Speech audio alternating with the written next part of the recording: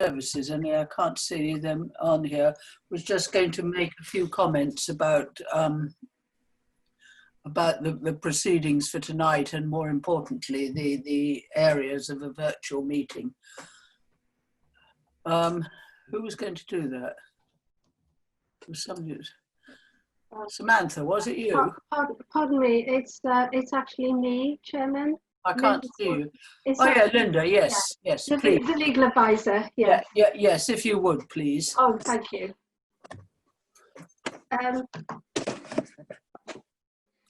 This is a brief reminder, I hope everyone can hear, of the procedures and behaviours during the meeting. Could you please make sure that your mobile phones and other devices are switched to silent if they are in close proximity to you. And the meeting is being held in accordance with the principle of being open to the public, which now includes virtual meetings. And this means that the committee is being live streamed via Zoom and is available to watch on YouTube. Members of the committee will be using the video link where practicable. Members of the public who do not wish to use the video platform can dial in by telephone. Everyone is responsible for managing their own microphone by keeping it muted unless unmuting when invited to speak. And this includes any roll call vote. Following the presentations and member discussion, members will be asked to vote on each item. The roll call vote is called alphabetically so as to make it smooth as possible. So please could members be poised in readiness to be called and unmute your microphone before you vote and then mute yourself again afterwards. When you wish to speak, you will need to press the blue raise hand icon. To find the blue raised hand icon, please click on the participants icon found in the Zoom toolbar. And the toolbar is on the top on an iPad or at the bottom of the screen if you're using a PC or laptop. The list of participants will also appear down one side of the screen. And those with raised hands will move to the top of the list in the order that they are pressed. If there are technical issues during the meeting with connectivity, that means that you leave the meeting unintentionally. If this is the case, unfortunately, members, you will have to abstain on the item that you missed. To re-enter the meeting, use the Zoom invitation link. If a councillor has an interest and does not wish to attend part of the meeting, the hosting officer will put them in the waiting room and return them to the meeting when the item is finished. Now, the meeting is live streamed and you will be seen and heard by members of the public. So it is important to behave professionally at all times. There may be a few seconds delay between the end of the meeting and when the live stream and recording are stopped.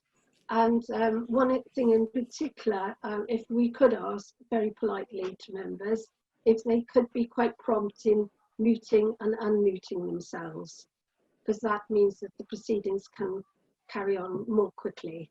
Thank you. Thank you. Thank you very much for that. Can I ask, can everybody hear everything very clearly? Are you all, have to ask anybody who can't to put a nice hand and up. Clear. Good, that's fine.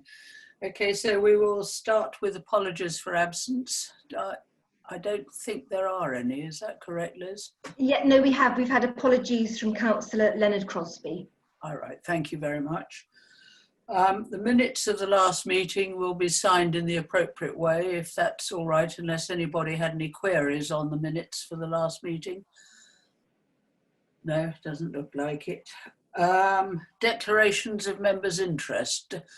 The only comment I was going to make is I believe that we have all been lobbied on the first item, both for and against, so that will go for all members unless anybody's unhappy with that. Otherwise, were there any other declarations of interest? Yes, please, Chair. Yes. Thank you. On item 9, I play cricket at Roffey Cricket Club, although I'm not a member, so it's a personal interest and I don't believe it to be prejudicial to the application. I'd just like to say for those watching remotely, that was Councillor Billy Greening who was stating his interest there. Were there any other interests? No, that's fine. I have no announcements. Do any of the other officers have any announcements? No. In that case, we'll move on just for note to the appeals. And they are for noting unless anybody had any comments to make on that. In that case, we'll move on to the first item on the agenda. And I'm not quite sure. The situation with the speakers is they'll be brought in as usual after the officer's presentation. Is that correct? Thank you. Right. So in that case, we could have the officer's presentation on DC 191723. Is that you, Matthew? Yes, that's right. I'll just share the screen so everyone can see.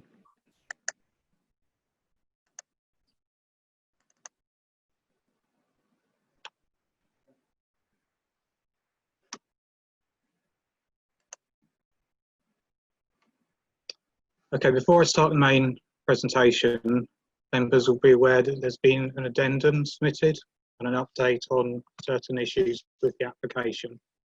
So since the completion of the committee report, we've received 87 additional letters of support and 15 additional letters of objection. It is noted that of those additional letters of support, only one is from an address within Horsham district. All the additional representations have raised no new issues that have not already been addressed in the committee report. We've also received additional representation from Slimfold Parish Council, and they raise matters already identified in previous objections set out in the committee report. Those include conflict with the Slimfold neighbourhood plan, the isolation of the site and its inadequate transport links, inadequate health services to support development. The mitigation does not address visual impact, flood risk and harm to ecology, and the local need does not match with proposed provision. Also, we received an updated draft head of terms, and that confirms the terms that have been set out in the committee report, except for the affordable rent tenure is now 75% rather than reported as 80%. And there's an additional commitment to new public right-of-ways at the east side of the river. And then finally, the application description's been amended just to confirm that the overall number of units is unchanged at 279 as set out in the application forms. So I'll now move on to the main presentation.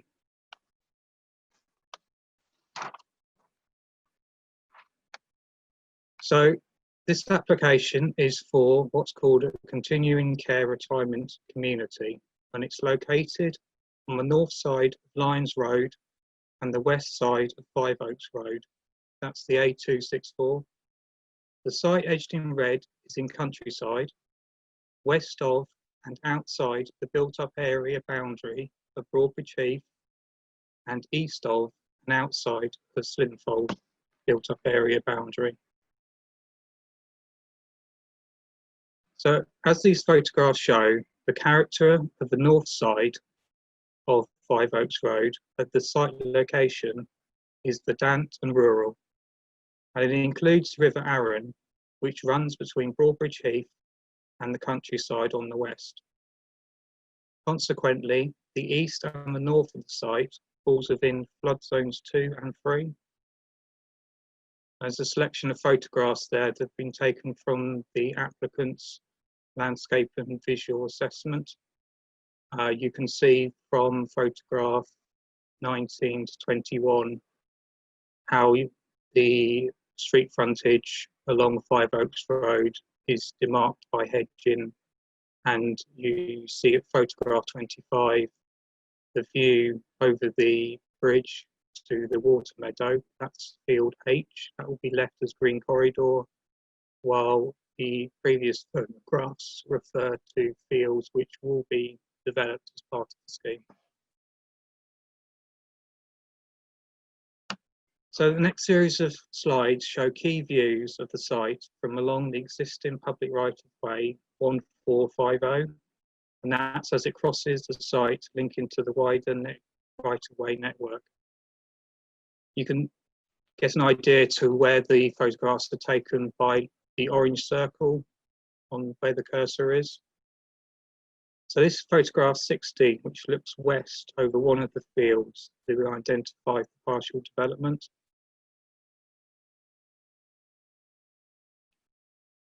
Photograph 15 is moving further west along the right-of-way, and this is looking south over one of the fields also identified for development.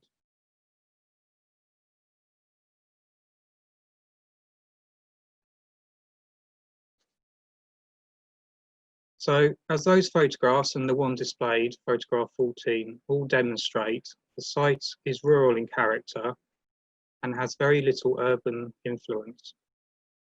It's very much separated from the settlement edge,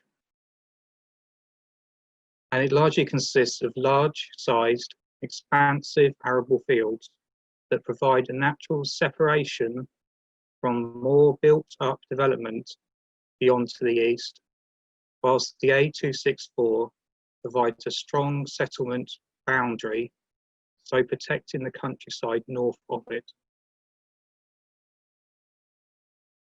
This last slide shows viewpoints of the site from the wider landscape, and that includes Ratkins Hill. That's the bottom photograph on the slide, photograph 6. So within the wider landscape, there are 7 designated heritage assets to be affected by the development, and that includes a Grade 2 Lions farmhouse. The District Conservation Officer is satisfied the harm to their settings will be toward the lower end of the scale of less than substantial, and planning officers are satisfied potential public benefits of the scheme outweighs this harm.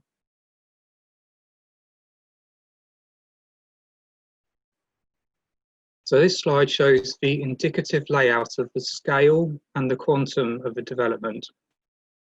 The site is to be accessed directly off the A264. After very careful consideration of all the evidence submitted, the planning officers are satisfied the proposal, subject to the detailed 106 agreement, falls within use class C2. The council's own evidence is that there's a significant, the applicant has described this as critical. The proposal would provide accommodation to help meet this need, and a proportion of which will be a local plan policy compliant affordable offer. This is a serious offer. The immediate identified need for the specialist accommodation that is proposed weighs heavily in favour of the scheme. This slide shows the proposal offers considerable publicly accessible green space, the upgrading of existing and new public right-of-way, and a substantial potential for biodiversity net gain at 60%. All this weighs in favour of the scheme. The site falls within the men's SAC buffer, and an appropriate assessment under the habitat regulations has been done and has been reviewed by Natural England.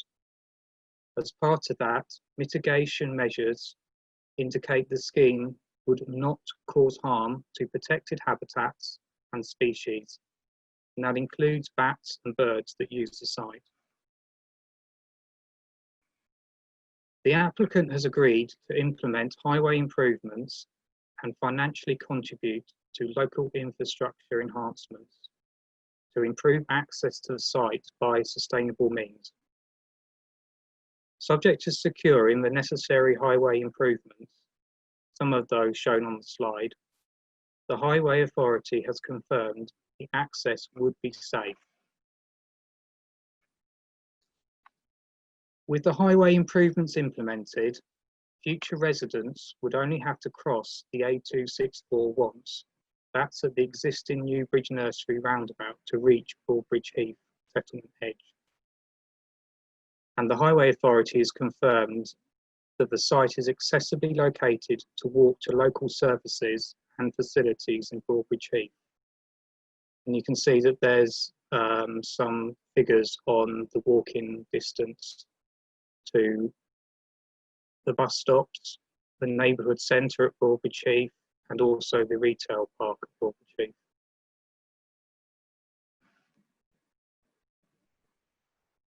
This slide shows the extent of flood risk on site that includes modelling for climate change. All proposed habitable development on the site lies within flood zone 1, low probability. And following negotiation with the Environment Agency and the drainage authorities, the surface water drainage strategy has been amended so it is acceptable. So in the balancing of all these planning considerations, it is significant that whilst HDPF Policy 18 supports the provision of continuing care retirement communities outside of settlement boundaries, this is not an unqualified support.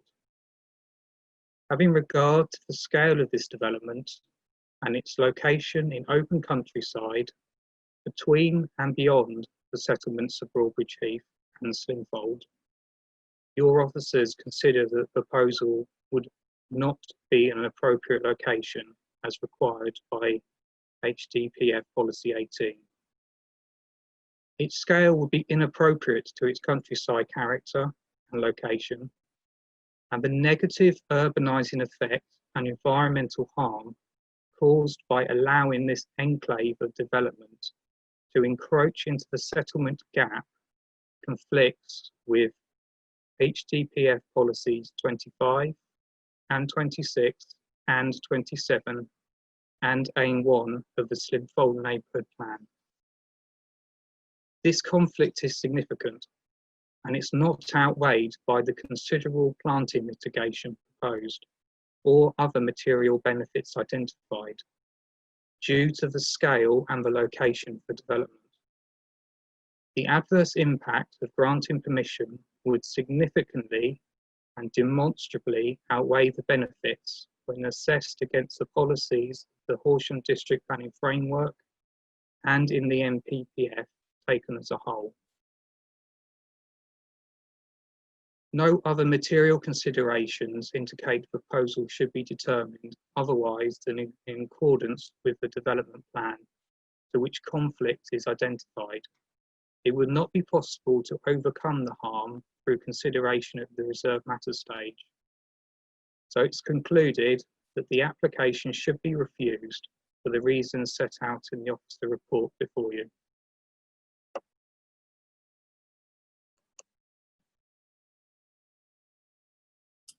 Thank you very much for that. We have some speakers on this, and first of all, the speakers to object. We have Charlotte Gale. I'm not sure how she's speaking. Is she? Hello, Charlotte.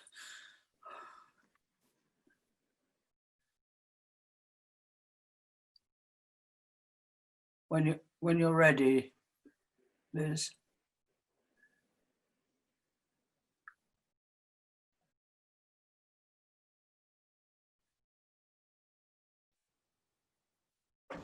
As a Slinfold resident, I'd like to take this opportunity to express my utmost support for the recommendations to refuse planning permission at Lyons Farm. I speak to you from my garden to show the rural land setting of the village, which will be destroyed by this development. We moved here to Slinfold for the beautiful countryside. The proposed development would have significantly urbanising influence on the rural settlement gap between Broadbridge Heath and Slinfold. This is contrary to the Slinfold neighbourhood plan, as well as being contrary to the various Horsham district planning policies. This is not an appropriate location for development of this size. The site is partly on the River Arun's floodplain, and it is impossible to mitigate against flooding without causing problems up or downstream, increasing flood risks to residents such as myself. The site is rich in wildlife and enjoyed by residents of both villages for walking, important to the community's physical and mental well-being. The district is already well provided with residential nursing homes, and I've been informed many of which are under-occupied. The increased demand on an already stretched local NHS service and increased traffic on an already busy and congested A264 that such development would cause is not safe or practical, and would have a negative effect on the daily lives of residents already living in the area. This is an outline planning permission with all matters reserved. There are no guarantees as to what will actually be delivered. The site is not allocated for residential development. The development is contrary to the Slinfold neighbourhood plan and the express wishes of residents. I urge you, the committee, to support the views of local residents over and above support from outside of the area and county, and firmly refuse this application with measures put in place to prevent such applications like this in the future. Thank you for listening. Thank you very much. And the next speaker is Andrew Lunt. I am standing on a public footpath that runs through the site of the proposed development at Lyons Farm. This video objects to that development. The proposal of a large-scale development is a complete urbanisation of an otherwise rural environment, one which has been identified by both Slinfold Parish Council and the District Council as preserving an ever-shrinking rural gap between the Slinfold village boundary and the recent housing developments at Broadbridge Heath. The proposal is completely at odds with the Slinfold Parish Neighbourhood Plan, stated HDPF policies, and the wishes of the local community. If it were allowed to proceed, irreversible damage will be done to a functioning floodplain, a vibrant wildlife habitat, and the vista of a rural landscape. The neighbouring roads will see significant extra traffic, and the proposed entrance is on a dangerous blind bend on the A264. There will be increased light pollution and hugely increased pressure on already stretched local services, including medical, dental and waste management. This site for the vulnerable elderly is at least 15 miles from the nearest 24-hour hospital. It is a long way from any town centre or shops and is served inadequately by local transport links.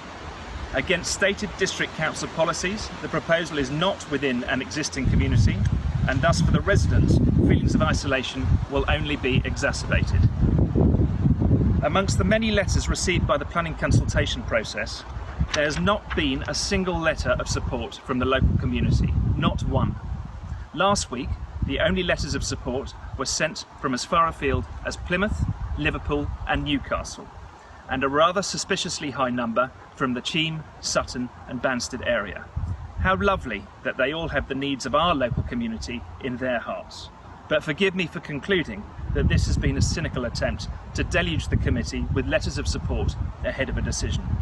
I urge the committee to listen to the voices of the local community and reject the application, whilst officially designating the land in question, this land, as a recognised rural gap that will maintain the separate identity of Slinfold Parish from Broadbridge Heath, and thus keeping the rural identity of our local area intact for future generations.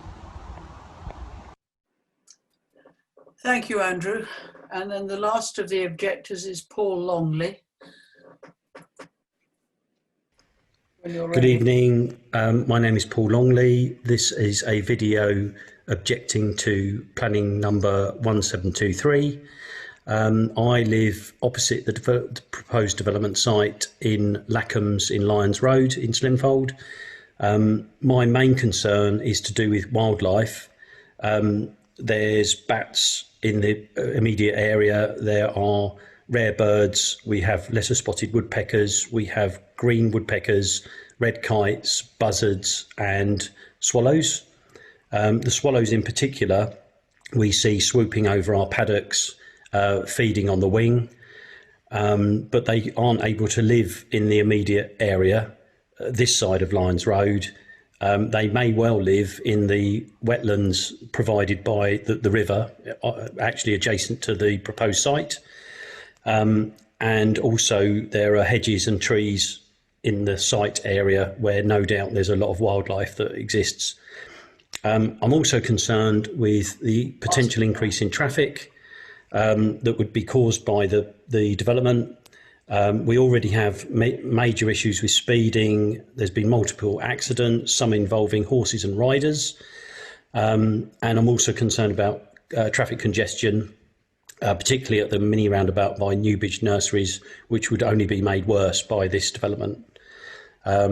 The objection letters I noticed, which I provided one last autumn, they're all from local people. The letters of support, on the other hand, are from everywhere else in England, it seems, apart from the Horsham area, which appears to be a bit of a desperate move from the developer. The other concern I have is infrastructure for the potential people, the elderly, who would effectively be trapped within this development. That's all. Thank you for listening. Goodbye. Thank you, Paul. Now we move on to the first of the supporters, of whom we have three. And the first one is Philip Krantz, who's acting on behalf of the agent. Good evening, Philip. My name is Philip Krantz. I'm a planning lawyer, a member of the Royal Town Planning Institute, a former local government chief officer, and a member of the multidisciplinary team engaged to deliver this site. I would like to say something about the decision-making process, the planning balance exercise. Planning's really quite simple. Firstly, is the principle of the development acceptable, normally determined by looking at the development plan, and then if so, is there any harm sufficient to justify refusal? In this case, the applicants agree with your officers that the principle of development is acceptable, and that's because of your policy 18.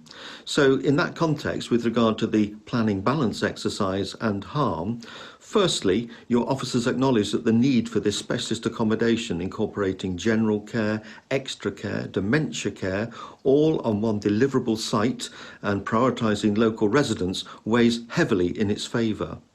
Secondly, the area to be developed is less than 20% of what's in ownership, which means that not only mitigation, but real landscape enhancement can take place with biodiversity gain. Your officers again acknowledge that this weighs in favour, as does social integration and energy efficiency. There have, of course, been no objections from statutory consultees on transportation, highways and access, flood risk, drainage, noise, arboriculture and air quality. The proposal has no impact on non-designated heritage assets, and the public benefits clearly outweigh any perceived harm to designated assets. Suggested reasons 2 to 4 are simply to protect the Council's position in the event of a successful appeal. The applicant has made it quite clear that they're prepared to enter into a Section 106 agreement. Thus, the only reason for refusal is what is described in Reason 1 as the location on open fields. The balancing exercise is now a matter for you, and the applicant hopes that you exercise that judgment to put the needs of your residents above those fields. Thank you. Thank you very much. The next speaker is Robert Laird.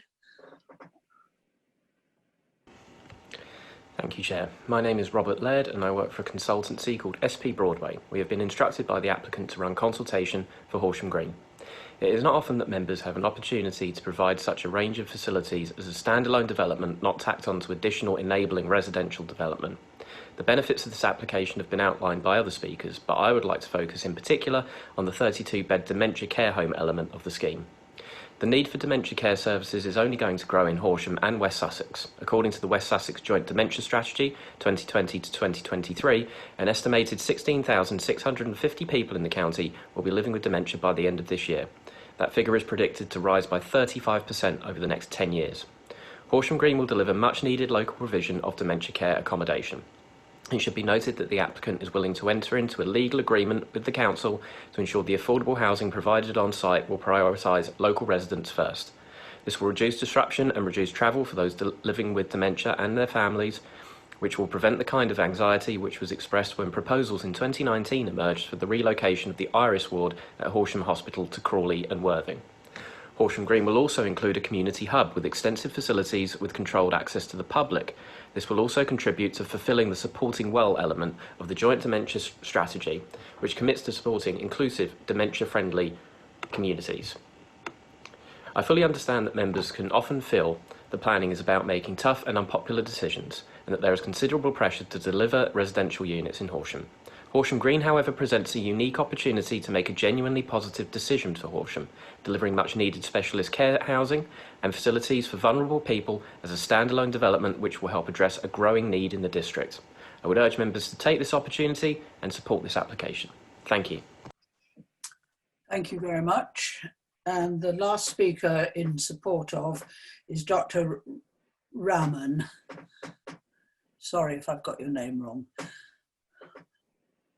Respected Chair, my name is Shakil Rahman. I'm a senior consultant for the NHS with over 30 years of clinical and research experience, mainly working on the front line in the fields of general and respiratory medicine. A large proportion of my patients are over the age of 75, and I have spent most of my working life collaborating with colleagues in other specialties such as intensive care, elderly and frailty medicine, aiming to deliver a holistic care. The recent COVID crisis has only hastened my own and many medical professionals' conviction that such holistic approach and long-term care model providing a spectrum of facilities is critically needed to accommodate the UK's and more specifically Horsham's increasingly elderly population. In this respect, Horsham Green is a remarkable breath of fresh air, a well thought out and a conscientiously designed development which has a great potential not only to deliver a high quality, broad-based care, but no doubt will additionally relieve pressure on our overstretched NHS. Our recent report showing that residents in retirement communities spend an average of up to 12 days less in hospitals. In this project, the spectrum of care provided with a mix of extra care homes, nursing home, specialist dementia care will ensure that residents will have access to the right level of care in the right place at the right time, enabling them to return from hospital's care earlier, freeing up those much needed hospital keep beds. The abundance of open and variety of outdoor spaces offered by the scheme has a clear physical and mental health benefits. Specifically for dementia sufferers, the availability of on-site community facilities will additionally reduce isolation and improve quality of life. The UK is lagging behind countries such as New Zealand and Australia significantly in the provision of this care. In summary, I myself and many of my colleagues, having strongly studied, support this proposal. The committee is well aware of the deficiencies in the current model of care. This innovative project has the potential to change the lives of countless in our community.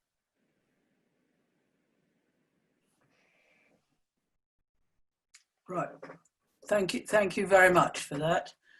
And now we move on to, unusually slightly, we have two parish councils now. We've got Slinfold Parish Council and Neil Beer. Good evening. Good evening. I am Neil Beer, Chairman of Slinfold Parish Council.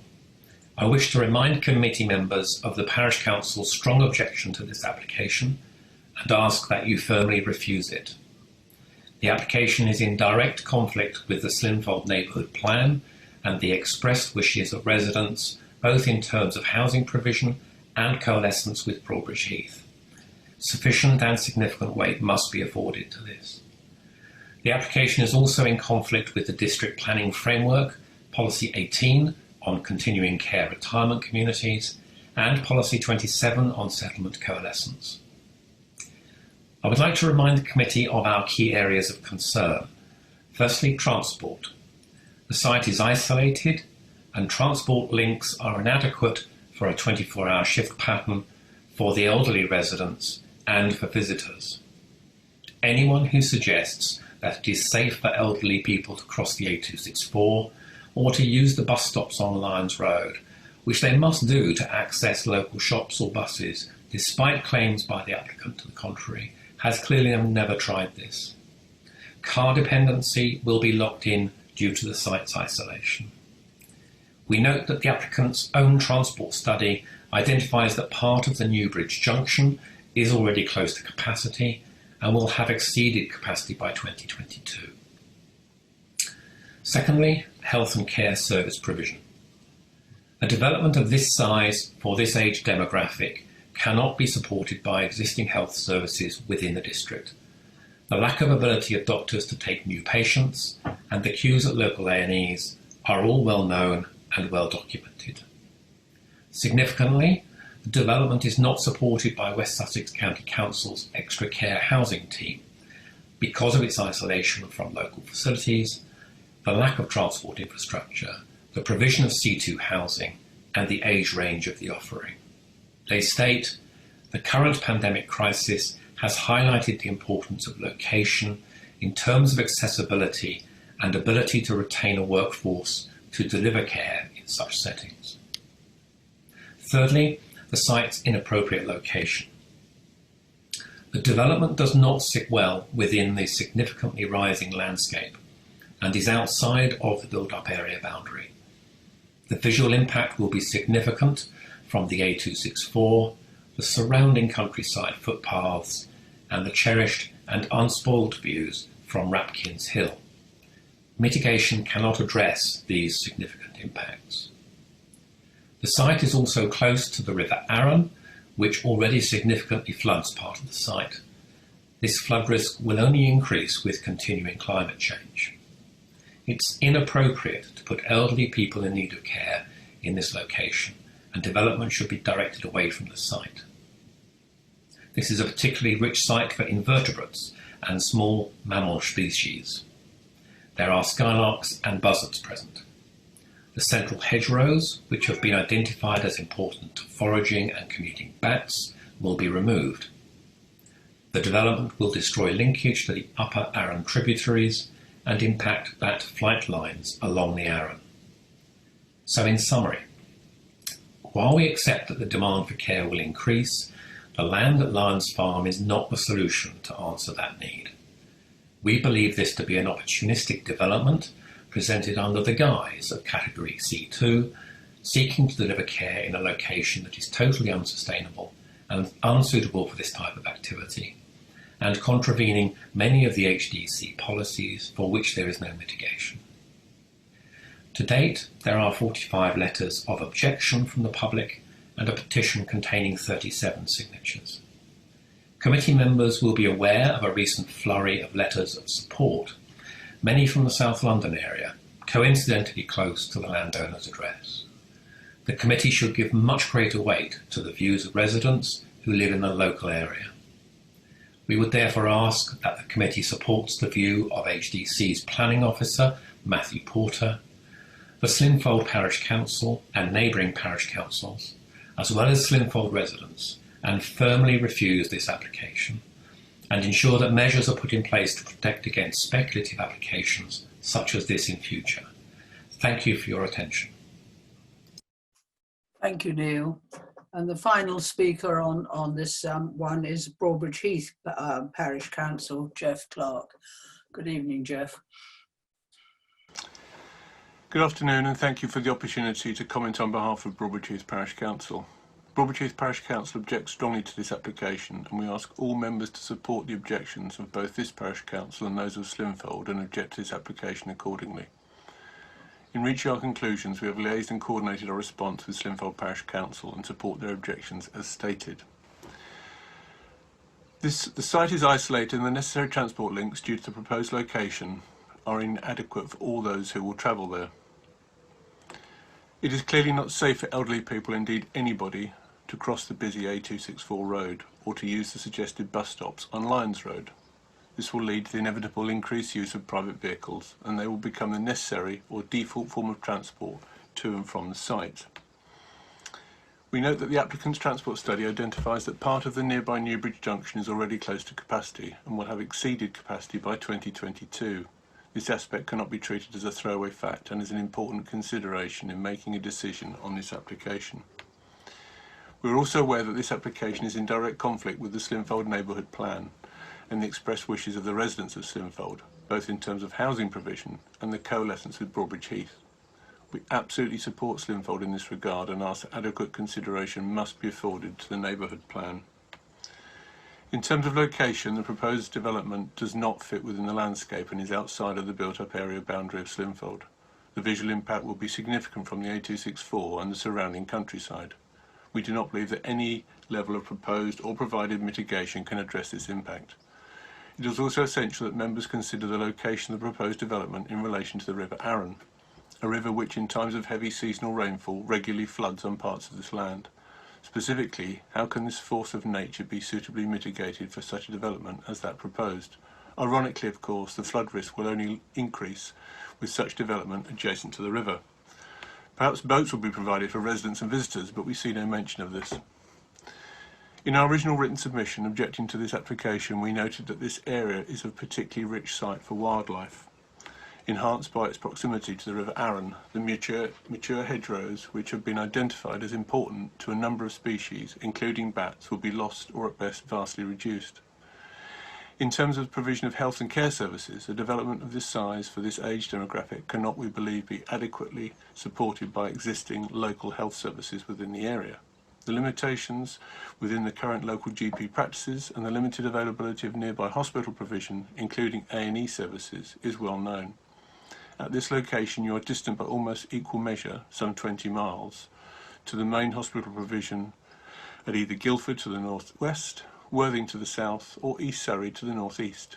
Those of us who live in the area understand this limitation very well.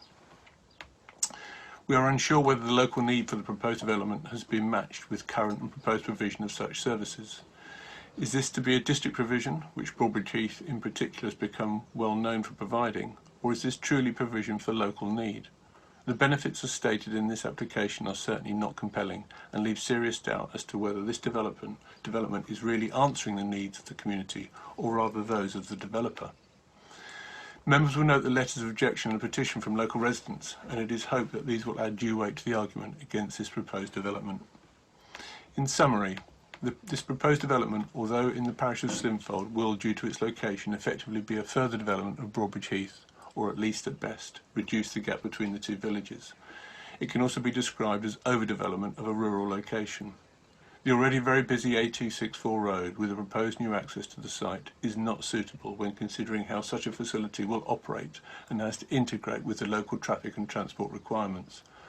The flood risk from the River Arun and the loss of flora and fauna at this rural location, plus the detrimental effects on wildlife, make this site unsuitable for such a large-scale development. The integration of such a development into the limited and already strained local infrastructure, including the wider healthcare provision for all of us, also make this location unsuitable. Although we accept that the demand for such care facilities will likely increase in the future, this land and location is not the right solution. The communities of Broadbridge Heath and Slinfold speak with one voice, and that must carry weight in this argument. The local voices must be heard and taken into account. We therefore ask members to confirm that this application should be rejected and the proposed development not be allowed to go ahead, both now and in the future. Thank you. Thank you very much, Jeff. I'll now ask, before I bring the local members in, if the officers would like to respond to any of those.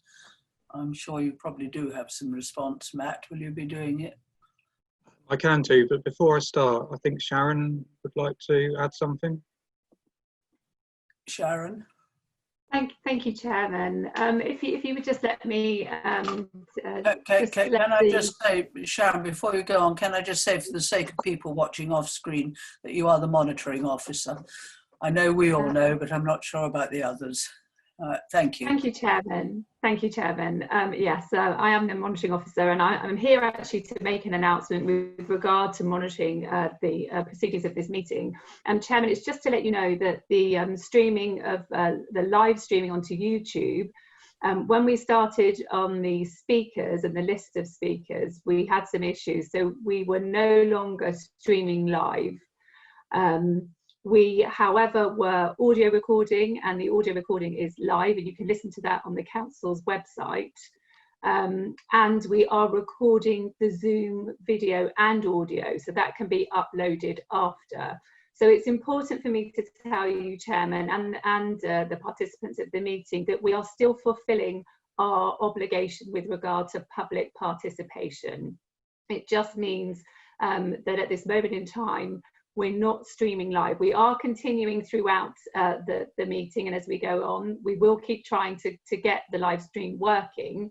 But at the moment, you can hear the meeting and the proceedings of the meeting on audio if you go onto the council's website, and you will also be able to see the video together with audio uploaded after this meeting has finished. Thank you, Chairman. Can I just ask, that still makes this meeting completely legal if we're queried by either side, does it? Yes, it does, Chairman. There is no obligation with regard to the live streaming. It is something that we try to do and we aim to do. But providing there is an audio link and we are recording, and that is recorded and then available for the public after the meeting, we are still fulfilling our obligation within the law. Thank you, Chairman. And will somebody let us know when we come back to live streaming, if we do? Yes, we will certainly continue to try. Thank you. Right, Planning Officer Matt Porter, you coming in or? Yes, I will do, thank you. As there was quite a lot of overlap between the issues identified by the parish speakers and the individual public, I'll probably focus on subject areas. I can share the slides again.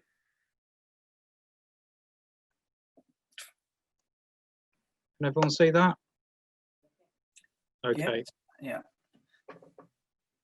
So obviously there are a lot of subject issues there talked about. I'll deal with them on that basis. So the flood risk, as you can see on the map here, the areas identified dark blue and light blue are flood zones 2 and 3. And those are the areas where government advice is to not direct sensitive development. And this plan that you see before you was part of the flood risk assessment that was submitted. So it has the full scrutiny of the drainage authorities and the Environment Agency, and it also accounts for climate change modelling. So by locating the development outside of flood zones 2 and 3 and locating it entirely in terms of the habitable accommodation within flood zone 1, it has satisfied the government's test of sequential and exception. That's basically the test that exists to locate development away from flood sensitive areas. There was some discussion about the surface water drainage strategy with the Environment Agency early on in the application. And the drawing down below where the cursor is, you can see that that's the approach that's taken where there's a reliance on attenuation basins within the site to store any stormwater runoff. The contentious element was the boating lake because of its location within one of the higher flood risk areas. Now, there was some negotiation between the Environment Agency and the applicant, and a solution was found in that the reliance on that basin for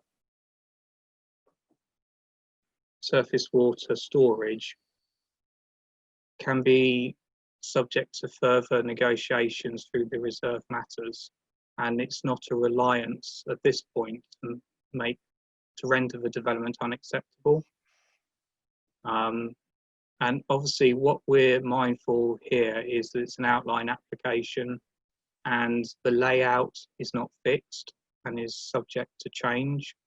So it may well be that that boating lake position could be subject to further alteration. But that doesn't necessarily render the drainage approach as a whole to be unacceptable, and that's been found to be sound by, as I said, the Environment Agency and the drainage authorities who have removed their objections to the scheme. So as planning officers, we're satisfied that the development's safe in terms of flood risk, and that accounts for climate change as well. So moving on to the issue of ecology, just move to the correct slide.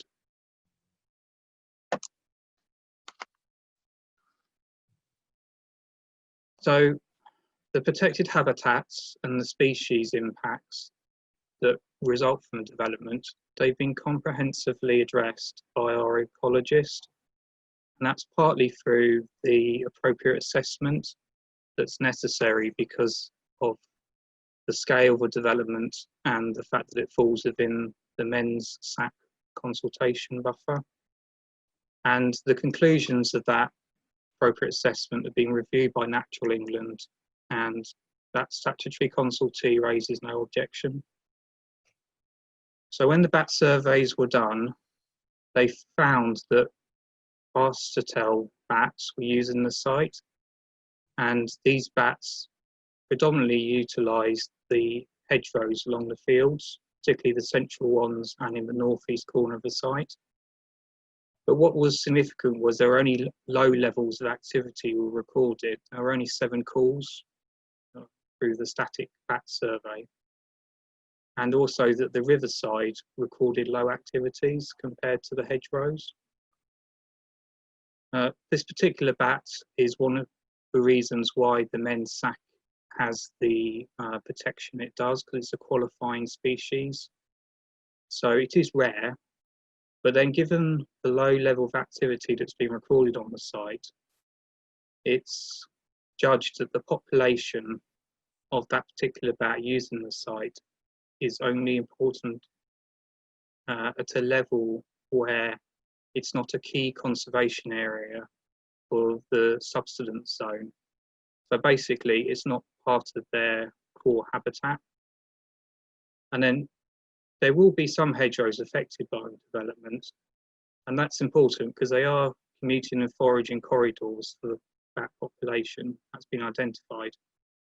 But through the negotiations with the agent, the initial loss of that substantial length of central hedgerow is no longer proposed, and the applicant suggesting compensatory measures for a small section that will be removed for the access purposes. So taken together, those measures are considered appropriate to avoid any what's called significant adverse effect on the integrity of the features that the bats rely on. And there's a host of compensatory measures that the applicant's ecologist has put forward that address the hedgerows, bats, and the birds on the site.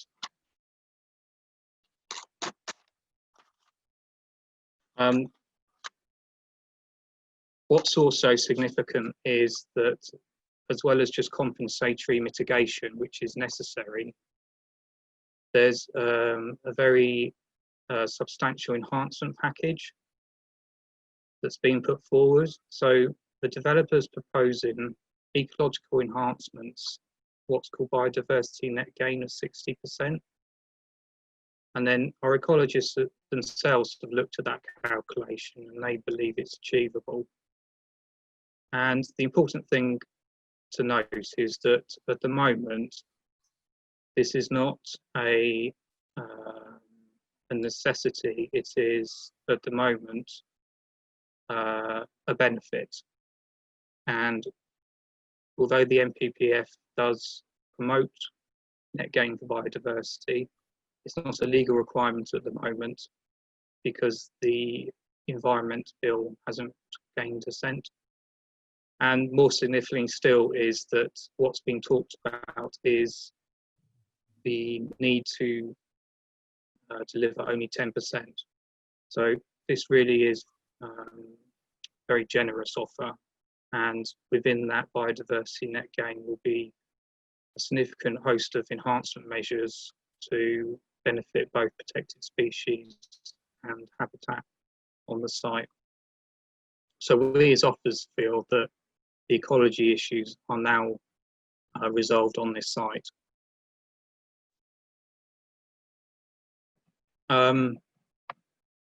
just mentioning about the concerns on sustainability and use and access.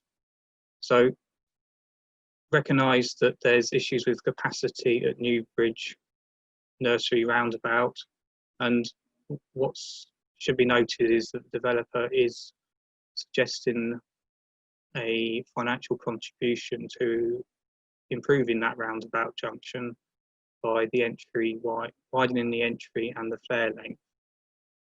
And that's a suggestion that's been put forward by the Highway Authority. And it's just again to reiterate that the Highway Authority has agreed a set of highway improvements and local infrastructure enhancements. And in their professional view, they feel that with those measures mitigated, that the access would be safe and that the site's set to be located for future residents to walk to local services and facilities. And again, looking at that relationship between the walking distance into Broadbridge Heath is there for members to be aware of. That's all on those points. Thank you very much. I'm not sure which of the local members wants to go first, but can we go back so I can see the blue hands waving at me? That's super, thank you. And I'll ask Trish, as you've been talking on this, would you like to go first? And then I'll ask Councillor Stuart Ritchie. So Councillor Tricia Utan. Yes, thank you, Chairman. I've listened to this very long presentation by the officer, and I have to say that he has presented both for and against very fairly. However, I have to say that I really do support my local residents and my parish council because it is an isolated area. The transport for 24-hour transport, which has been shown to be of real importance for this sort of facility due to the COVID virus, would be very difficult. It also goes against West Sussex County Council's extra care housing team, and I'm very sorry, but I really do feel that irrespective of the fact that there is a case for us, i.e. the district and West Sussex as a whole, requiring further facilities like this, this is simply not the place for it. Thank you, Chairman. So I shall be voting again, voting with the officers. Thank you. Councillor Stuart Ritchie. Thank you, Chairman. I completely agree with Councillor Utan. The officers have made a very fair presentation of all the issues, but interestingly, the first supporter himself says that we should be putting residents above fields. Well, if only things were so simple as that. This is much more complex, and I think the site plan demonstrates the clear separation between this site and Broadbridge Heath due to the River Arun. But what it also clearly demonstrates is that allowing such a development to go ahead increasingly makes the likelihood of coalescence between Broadbridge Heath and Slinfold most likely. I mean, the site itself, I think, takes up about a third of the gap that currently exists. And I think that gap is worth preserving rather than allowing a development to go ahead that clearly is an enclave and isolated from Broadbridge Heath and particularly from Slinfold. So for all the reasons given by Councillor Utan and in the resolution put forward by officers, I shan't be supporting this application. Thank you very much. Did the officers want to comment on the local members, or shall I bring in and ask you to come in at the end? I think I see a shaking of heads, Emma, is that right? Okay, so the next person asking to speak is Councillor Louise Potter. Louise. Yeah, thank you, Chair. I very much welcome the officer's recommendation to refuse this application. I completely agree with the local members just there. The proposed site consists of countryside that is incredibly important to Broadbridge Heath residents at a time when we've learned just how important our open spaces are for our health and our well-being. I think it's particularly horrible to think of this site being developed on, especially on this scale. As you know, Broadbridge Heath has already had its built-up area boundary extended considerably in recent years. In fact, we've near enough doubled as a community. And so it's not NIMBYism to say that we've taken more than our fair share of building on the countryside.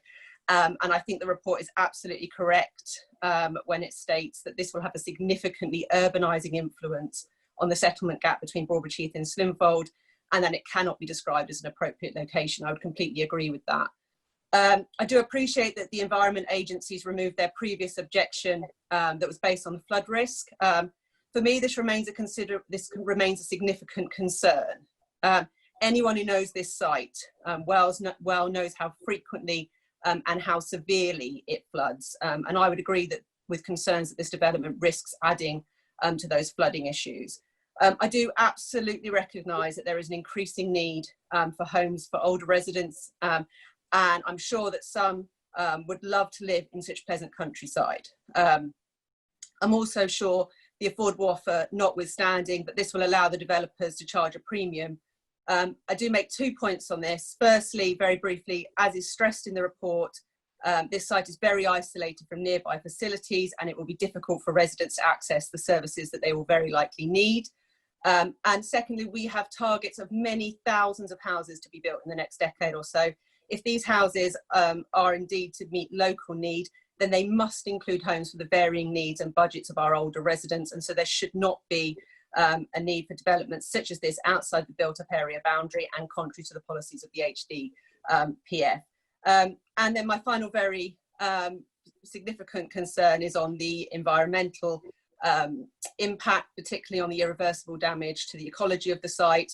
I do take the mitigating action that's being taken and the attempt to increase biodiversity, but I think that the loss of these long-standing habitats cannot really be replaced so quickly with the planting of some trees and such like.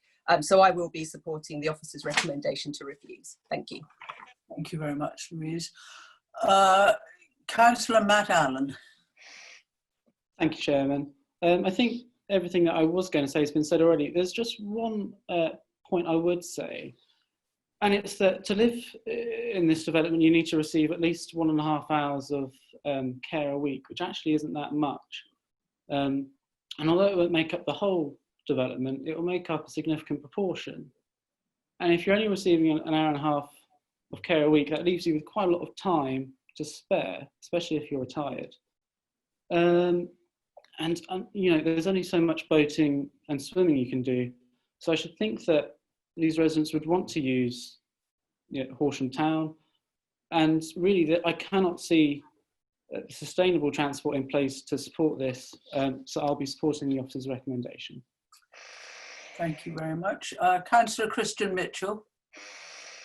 Chairman, thank you. I know the site well, and I really just wanted to echo the local members, and particularly Councillor Utan's remarks. In terms of sustainability, and I think why the officers are right in their report to set out reasons on balance to refuse, is because it does join the and cause coalescence between the two villages, and that's because it's in neither one place nor the other. You wouldn't live there and conceivably walk such a long distance to the village shops in Slinfold, and you wouldn't conceivably walk from there and take a life in your hand walking over busy roads to get to Tesco's in Broadbridge Heath. And so although this is a scheme on paper that's excellent, but it is, as Councillor Utan said, and I concur, it is in the wrong place. And in terms of traffic, we know the roads well, and I know the roads well, there particularly as well, and the mitigation that's been suggested that could improve matters, in my view, wouldn't. So I agree with the officer's recommendation to refuse, and I will support that recommendation for all those reasons. Thank you, Chairman. Councillor Peter Burgess. Thank you, Chairman. I'm going to be the odd man out here. Sorry about this. When I read through the report and heard the officers, I actually thought we were going to accept this. I'm not going to oppose the officers' recommendation, but I'm going to abstain.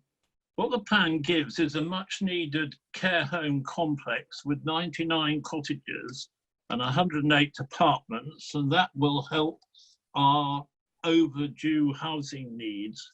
And all this is going to be at no cost to the NHS or West Sussex County Council or Horsham District Council. The only real objection is where it is, and it's in a not fantastically attractive series of fields, very much like North Horsham, which is about to put 2,750 houses on what I think are more attractive fields. And every argument I've heard against this was opposed when we eventually approved North Horsham, and I've heard the same argument time and time again.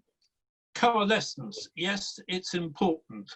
We as a council are being asked to build thousands of houses. We'd all rather not see them, but one of the effects is going to be coalescence.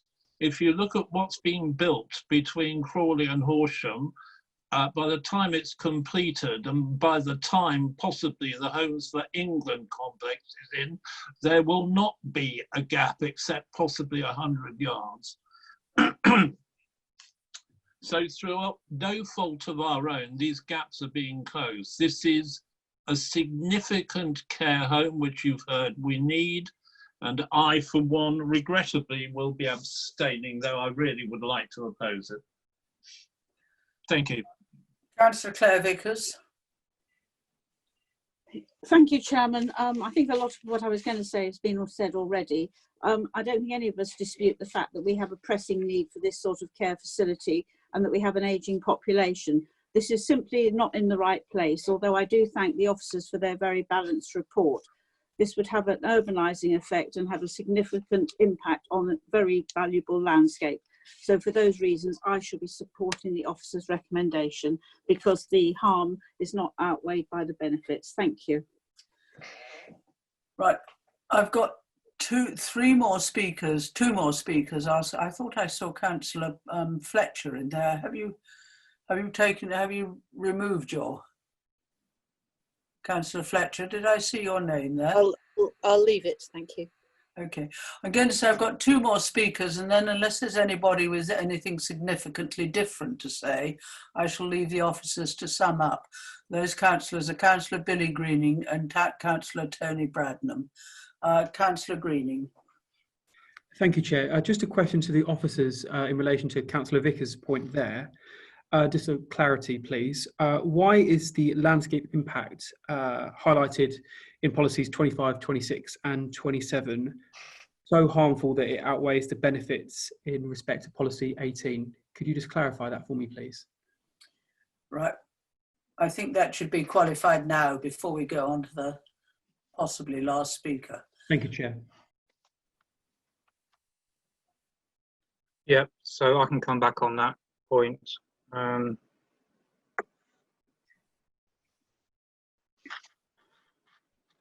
So policy 18, it does support these types of development outside a built-up area, but the point is we have to look at the policies of the development plan as a whole, and that includes Slimfold Neighbourhood Plan and their aim 1, which looks at the issue of coalescence and landscape harm that arises from that. So when we look at the scale of the development and its location and the fact that it's the north side is much more open countryside and the location of the scheme is well beyond the settlements of Broadbridge Heath and Slimfold, that's where the harm in terms of principally where the harm in terms of landscape character derives from, because the open expansiveness of countryside is what's been identified in the landscape character assessments, amongst other issues. So that's where the balance lies in terms of the provision set out in policy 18 set against countryside protection policies 25, 27. Okay, thank you, Chair. That clarifies my question. Thank you, Matthew. Right. The last one on this then is Councillor Tony Bradnam. Just very quickly, Madam Chairman, I will support the officer's recommendation because I believe that it would just leave people marooned on this site, surrounded by these busy roads. I mean, I did walk to the site as recommended that we should to go and have a look, and I walked from Newbridge Garden Centre, and I mean, it was a horrendous journey to go across there, and I don't think old people would necessarily want to do that. And also, I can't for the life of me see why, when we've got thousands and thousands of houses to be built in the district over the next few years, why these sort of sites can't be incorporated within those developments that are up and coming. So I do agree with the officers. Thank you. Before I go to the vote, do the officers want to make any comments, or can we go straight to a vote? Right, well, the vote, I don't see any comment. Emma, did you want to say anything? No, right, that's fine. So I'm not going to read the recommendations, but we'll go to the recommendations as printed on pages 50 and 51 of the agenda. And the application is to refuse for those reasons on those pages. We'll have to go through the roll call of members' things. So if you agree the recommendation, if you would agree, and equally if you don't or you wish to abstain, if you'd say so. Democratic Services, Liz, are you dealing with this? Yes, I'm ready. Right. So when you're ready, then we'll go for it. Okay, so the recommendation for refusal. So it's 4 against or abstain. Councillor Allen. 4. Councillor Baldwin. 4. Councillor Bevis. 4. Councillor Bradnam. 4. Councillor Britton. 4. Councillor Karen Burgess. 4. Councillor Peter Burgess. Abstain. Councillor Cornell. Councillor Cornell. Councillor Costin. 4.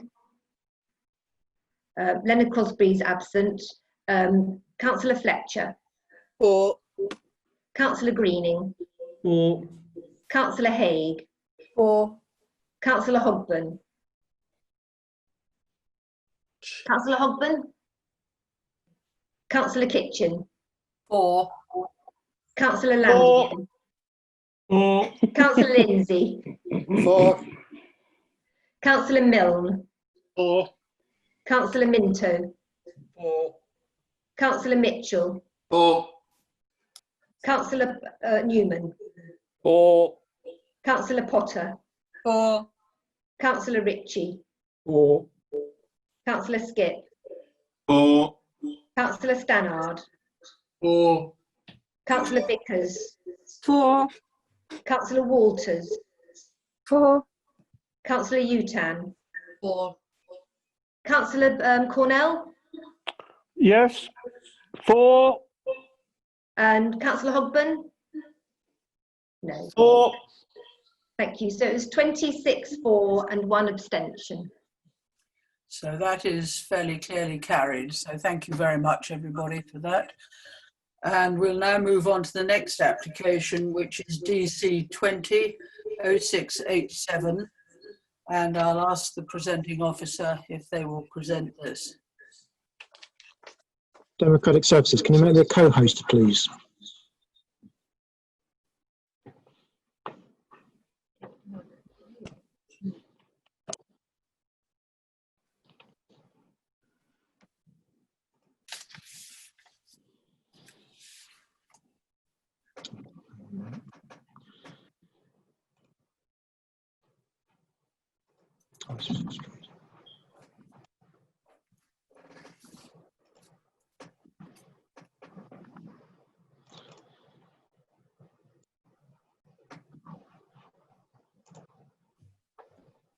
Can I be seen?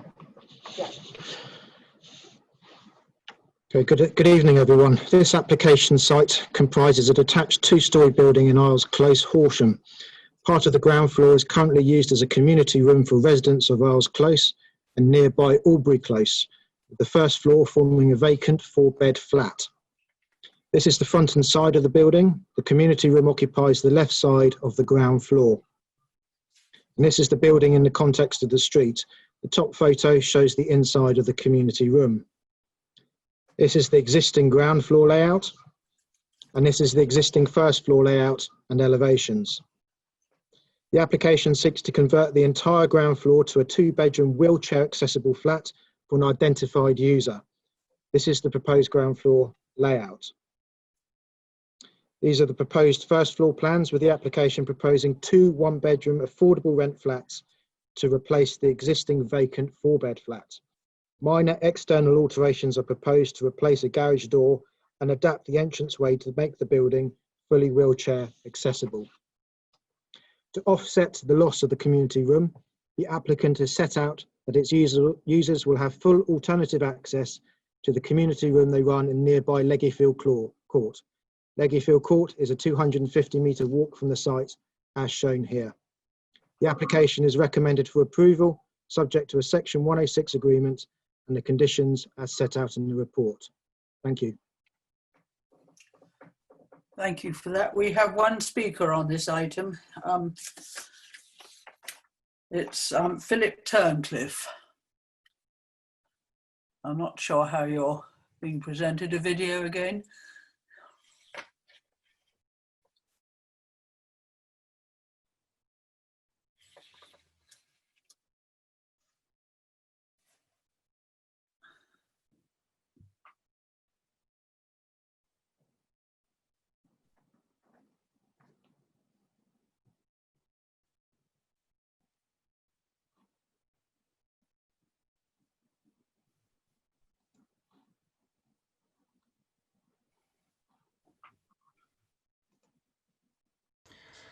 Good evening, my name is Phil Tunnicliffe and I'm the new business manager at Saxon Weald. The conversion of 15 Isles Close is directly linked to the redevelopment of our Page Court site, which will deliver 48 new affordable homes. We have to rehouse the final resident from the Page Court site, and they need a fully wheelchair adapted 2-bedroom property to enable a living carer and a larger than usual storage space for their medical supplies.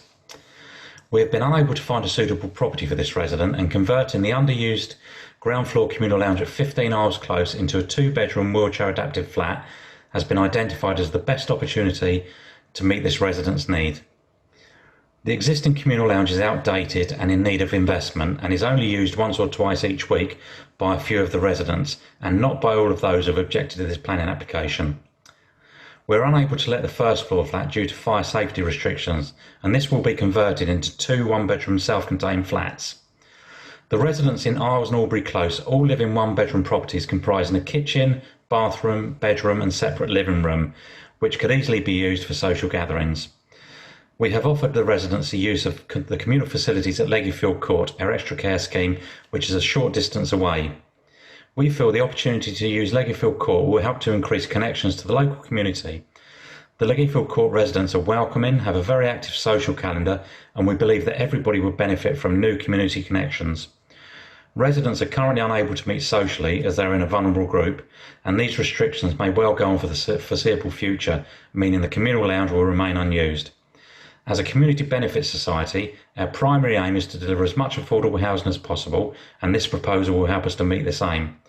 Any delay in delivering the Isles Close refurbishment project will delay the delivery of the 48 new affordable homes on the Page Court redevelopment project. Thank you. Thank you very much. Did the officer want to come in on any comment there before I bring the local member in? I have nothing to say, thank you. No. In that case, Councillor Christine Costin. Thank you, Chairman.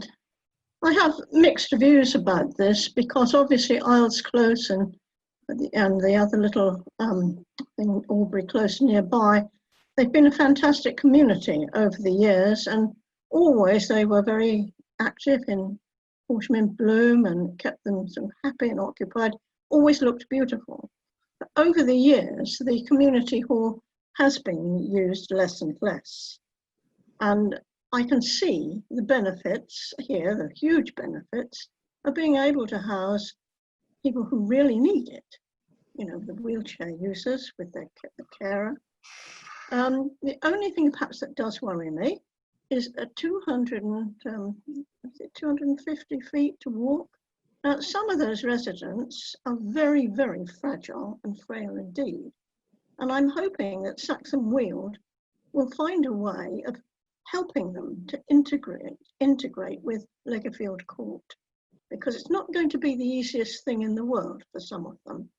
And I would love to see, you know, I don't know whether they can lay on some transport or something, but they do need help. They'll never be able to get down there, some of them, on their own.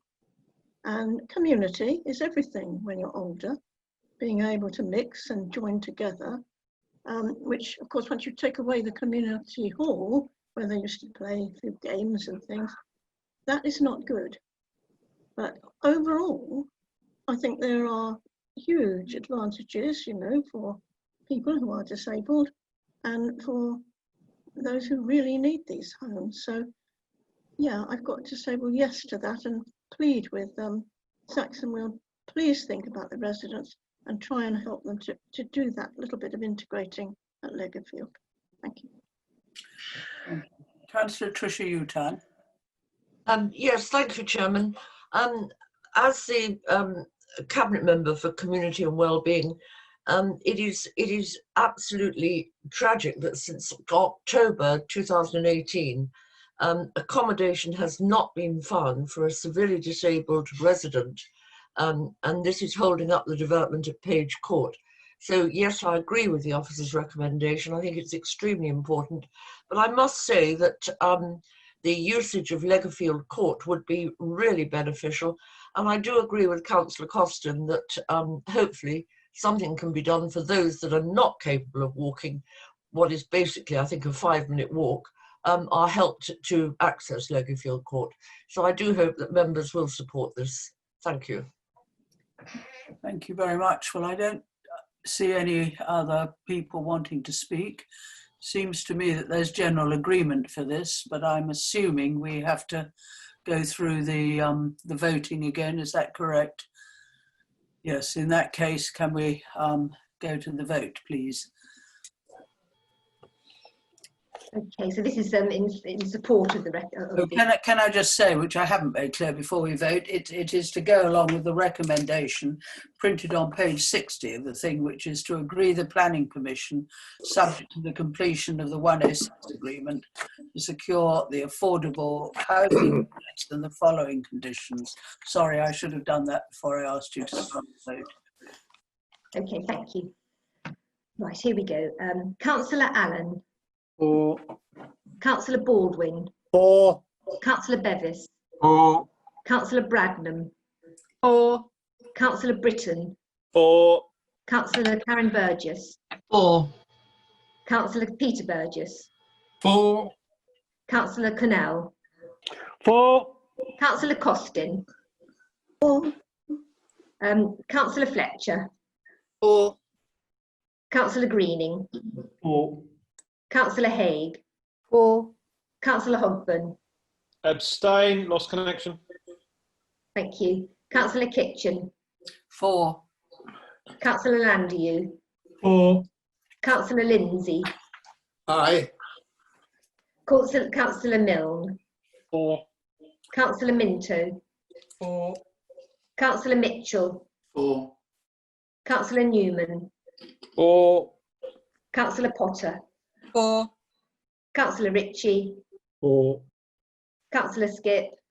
For. Councillor Stannard. For. Councillor Vickers. For. Councillor Walters. For. Councillor Utan. For. That's 26 for and 1 abstention.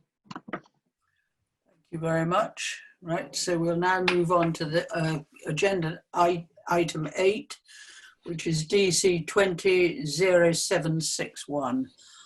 Have the officer presenting that, please. Adrian again.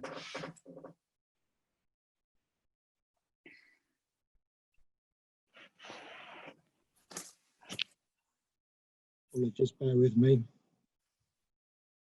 Needed to unmute myself.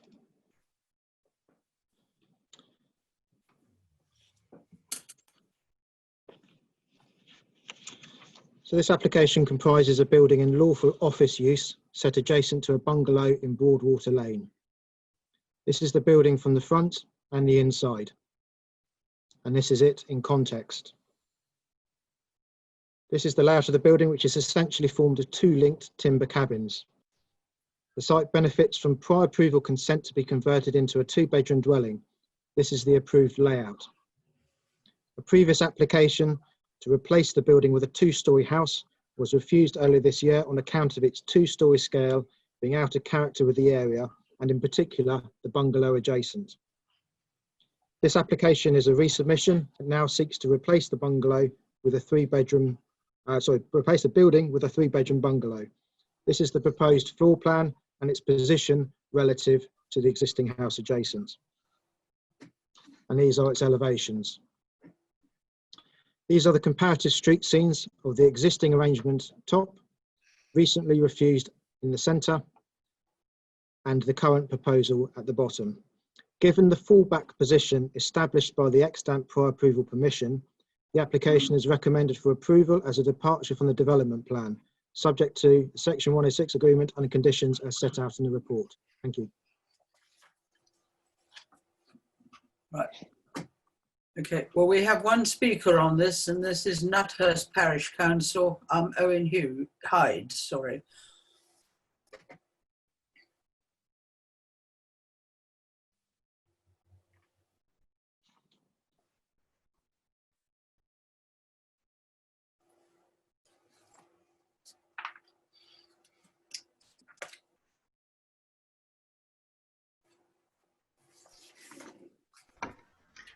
Councillors, I am very surprised that officers have recommended approval of this planning application when it contravenes no less than 4 of the strategic plans in your local plan and the main policy in the Nuthurst Neighbourhood Plan.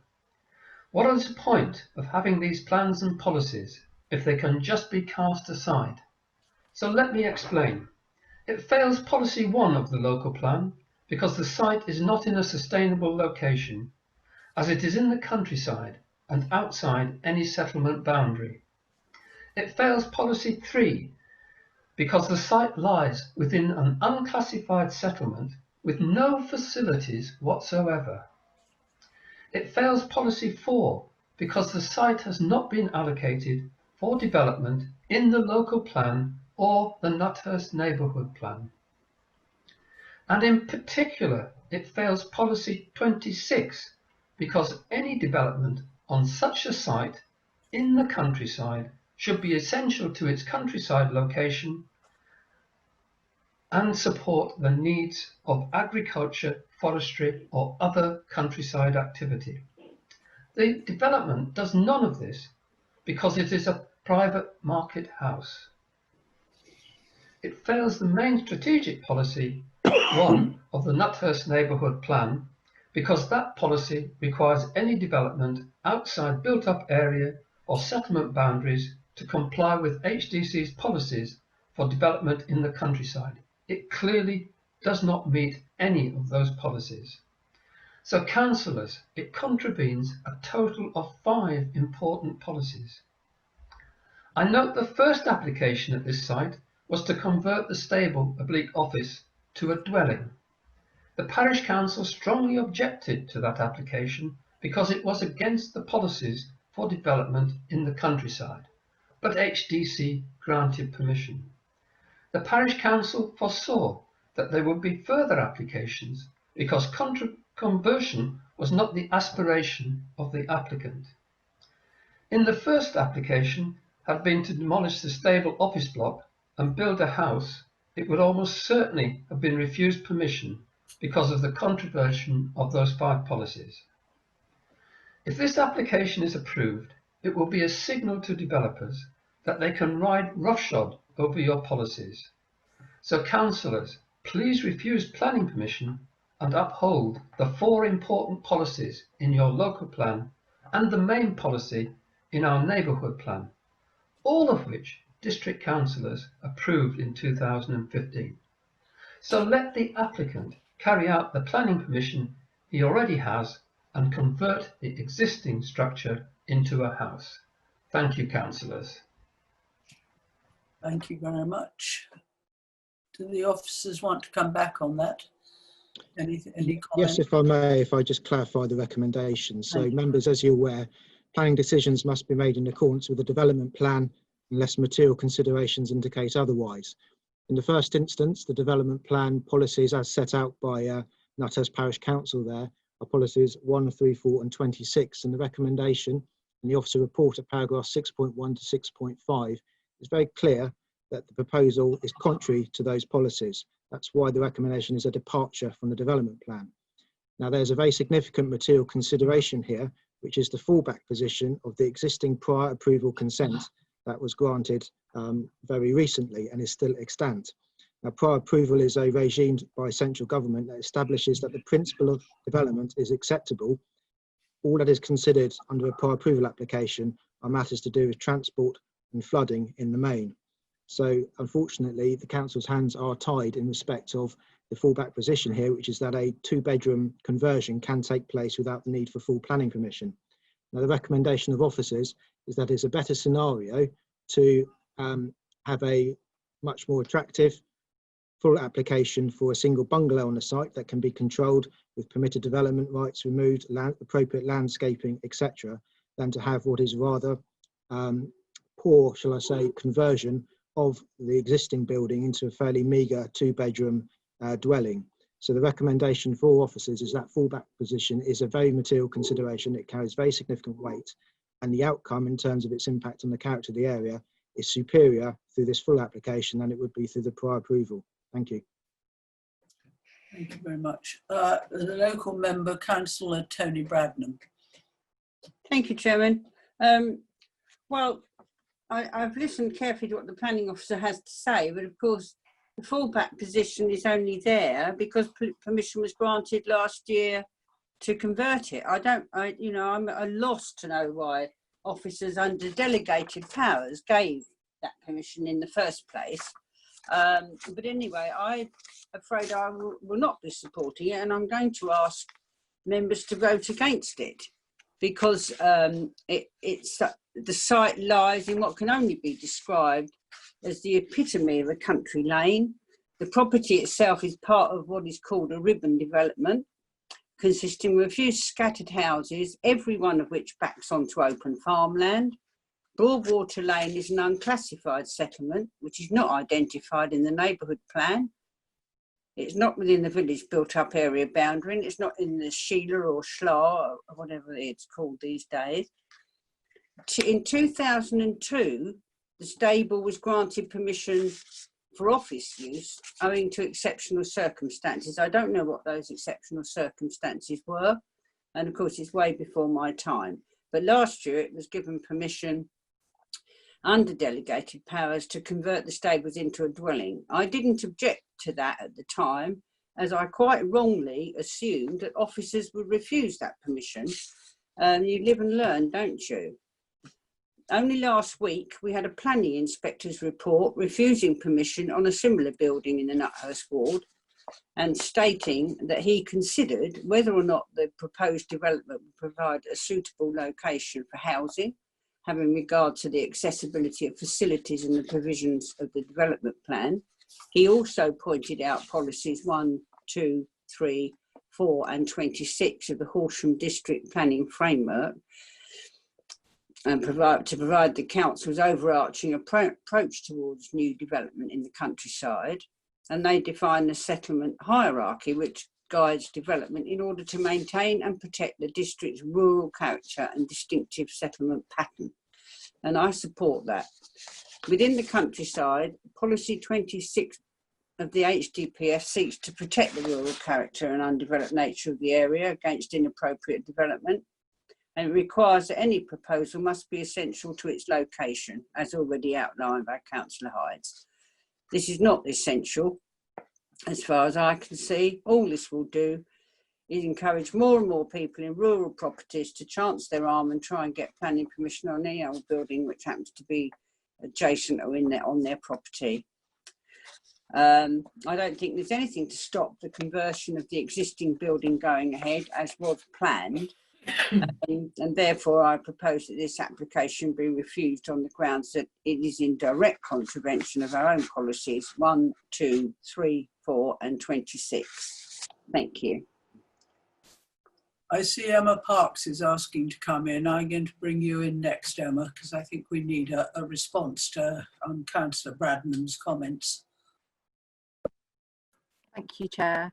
I just wanted to come back on those comments. And it's important for members to know, as explained by my colleague, the background to this.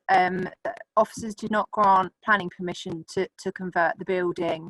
It was granted under permitted development, which allows the principle of an office building to residential.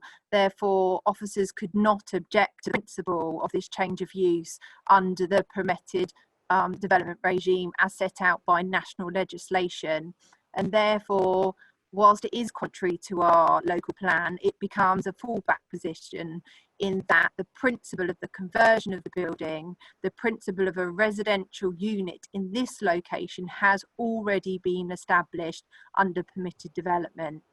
And therefore, the principal consideration as part of this application is what is the difference.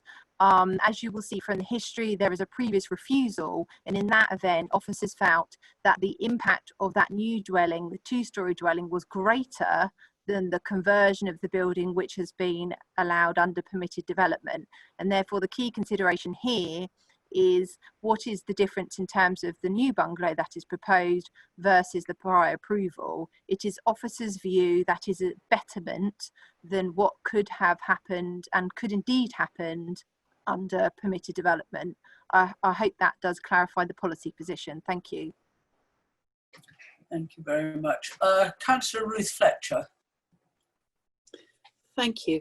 I've listened carefully and in particular to the comments made by Owen Hydes from the parish, because he makes very strong points about the value of using those policies that we have that are there for a purpose to prevent uncontrolled development.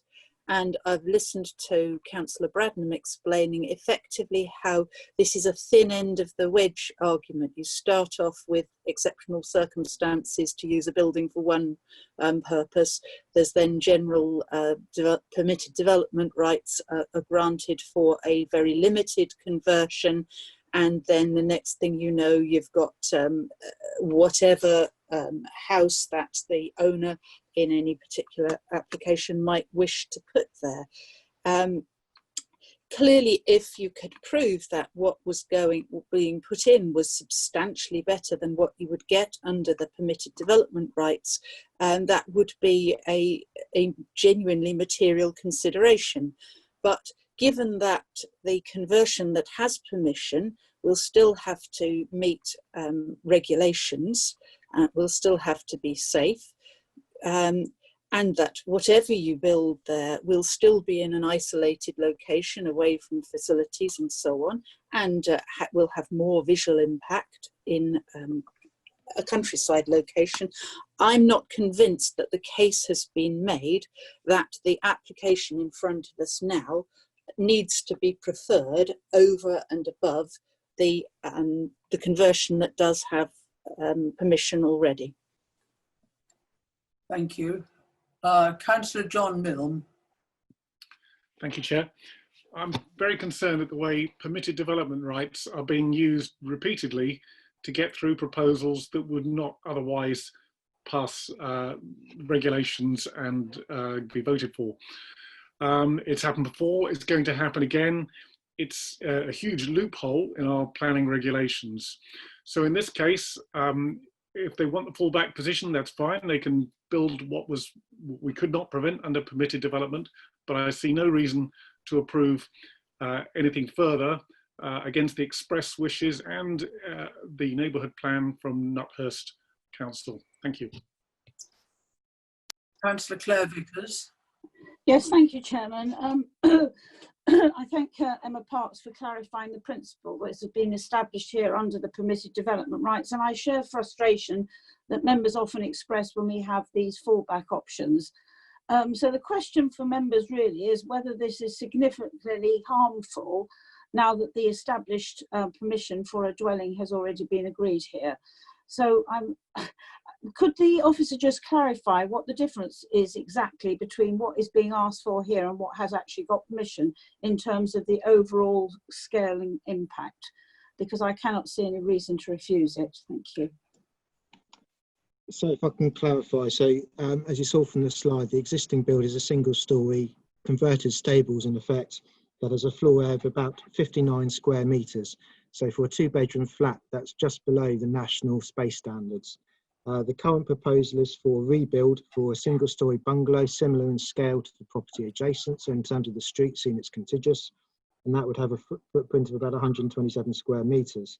So in terms of its visual appearance, in terms of its actual quality of accommodation for the end user, it is much more satisfactory in the views of officers than to keep the barn conversion at the moment, which then any future occupier would then be able to extend under permitted development, potentially. Right. Councillor Tony Bradnam, you were proposing a counter. You wanted to propose refusal? Yes, I don't know if anybody will support me on that and second my proposal, but I still think we should refuse it. They have permission to convert. There are some wonderful conversions around of stables, barns and everything else. If you have a look carefully, it's a question of aesthetics and how the developer would see things. And there is a principle involved here. We've got to be very careful that we don't end up with every stable in the district being converted into housing. It's not the first time it's happened, as one of the councillors said, and I'm sure it won't be the last, but it won't be doing it with my blessing. That is a very, very rural lane, and we need to hang on to what we can, and therefore I'm totally against it. Thank you. I see there are other speakers, but before I go to them, I'm going to ask if you have a seconder. I suspect you have. I would second Councillor Bradnam's proposal for refusal, Chairman, but I think there are other seconders as well, such as Councillor Hay. Chairman, can I ask for a clarification, please? Sorry, Councillor Vickers. Yes, can you clarify on what basis you want to refuse it on, please? I think before we do that, I've got 2 other speakers wanting to come in. So shall we just finish the debate and then we'll go back to that? Actually, the first one I think I'll take is Emma Parks, who'd like to come in. Just to say, and I will ask perhaps some advice of my legal colleagues, but if an alternative motion has been put forward and seconded, we would ordinarily go straight to the vote. So therefore, at that point, I do think it's important to clarify what that exact reason is, and then I can offer my comment on it. Okay. I'm not sure if our legal advisors wish to comment at this stage. Linda? I suspect actually what you're saying is correct, but I'm happy to hear it from Linda. Yes, Emma, you've stated the position correctly. So we must take the proposal that's been moved now. But in taking that, we need to know what the reason for refusal is. So far, one has not been formulated, and I'm sure you're going to comment on that. Right. I can give you the reasons. Chairman, could I put forward my reasons for seconding Councillor Bradnam? You most certainly can. Thank you. I wasn't sure. Wait, can we just get this clear? Is it going to be you or Councillor Christian Mitchell? Well, it can be Councillor Hay. We won't stand on ceremony over it, so I'm happy to defer to Councillor Hay. Thank you very much, Councillor Mitchell. Yes, the main objection I had there was, apart from all the breaking of the policies, is that the original permitted development is for 59 square metres, and the officers are asking us to approve a building that is more than twice the size, and that seems inappropriate to me. So I'm very happy to support Councillor Bradnam on that basis. Right. Do we want to debate this? Does anybody want to speak on further on that proposal? Then I think in that case we go straight to a vote. Is that correct? Well, yeah, Chairman. Yes. Chairman, the reason for my proposing a refusal is because it contravenes our own policies. Policies 1, policies 2, 3, 4 and 26. I can read them all out for you if you like. I've got them here. It'll take some time, but I'm quite happy to do that if you wish me to read all the policies. I honestly don't believe that's necessary. I think we've made it completely clear. Even your dog agrees. Thank you. Sorry about that. I think we can, unless anybody had anything to add in favour, Councillor Emma Parks. Thank you. I'm not councillor yet, maybe one day. I just wanted to come in at this point and just discuss the reason for refusal and offer my professional opinion. I think we'll be in a very, very difficult position at an appeal if we were to refuse the application in principle, despite it being contrary to our local policies. The principle of residential development has already been established, and therefore to effectively refuse it on something that's already been granted through permitted development, my view is we would be in a difficult position at an appeal, and we would likely incur costs. The key consideration therefore for members is the difference, and I know Councillor Haigh has pointed out some differences there, but in discussing what those differences are, you would need to be satisfied that there's sufficient harm in comparing them that would warrant a refusal and that we can robustly defend at an appeal. And whilst it is acknowledged the building is bigger, I cannot see what that difference is that would substantiate harm that we can defend, but obviously that's for you as members to consider. But obviously a motion has been put forward, which has been seconded, and therefore we do need to take that vote. Thank you. Councillor Haigh, I see your blue hand is still up. Did you wish to add to this before we go to a vote? Right, so if I go straight to a vote, are you all clear on what you're voting on? No. No. No. Can you read out again without the numbers, Councillor Bradnam, what you're suggesting? You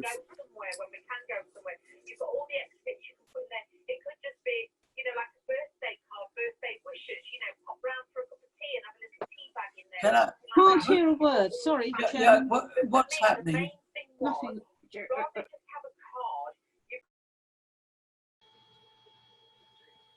Was that an interruption from outside? I think it was. I think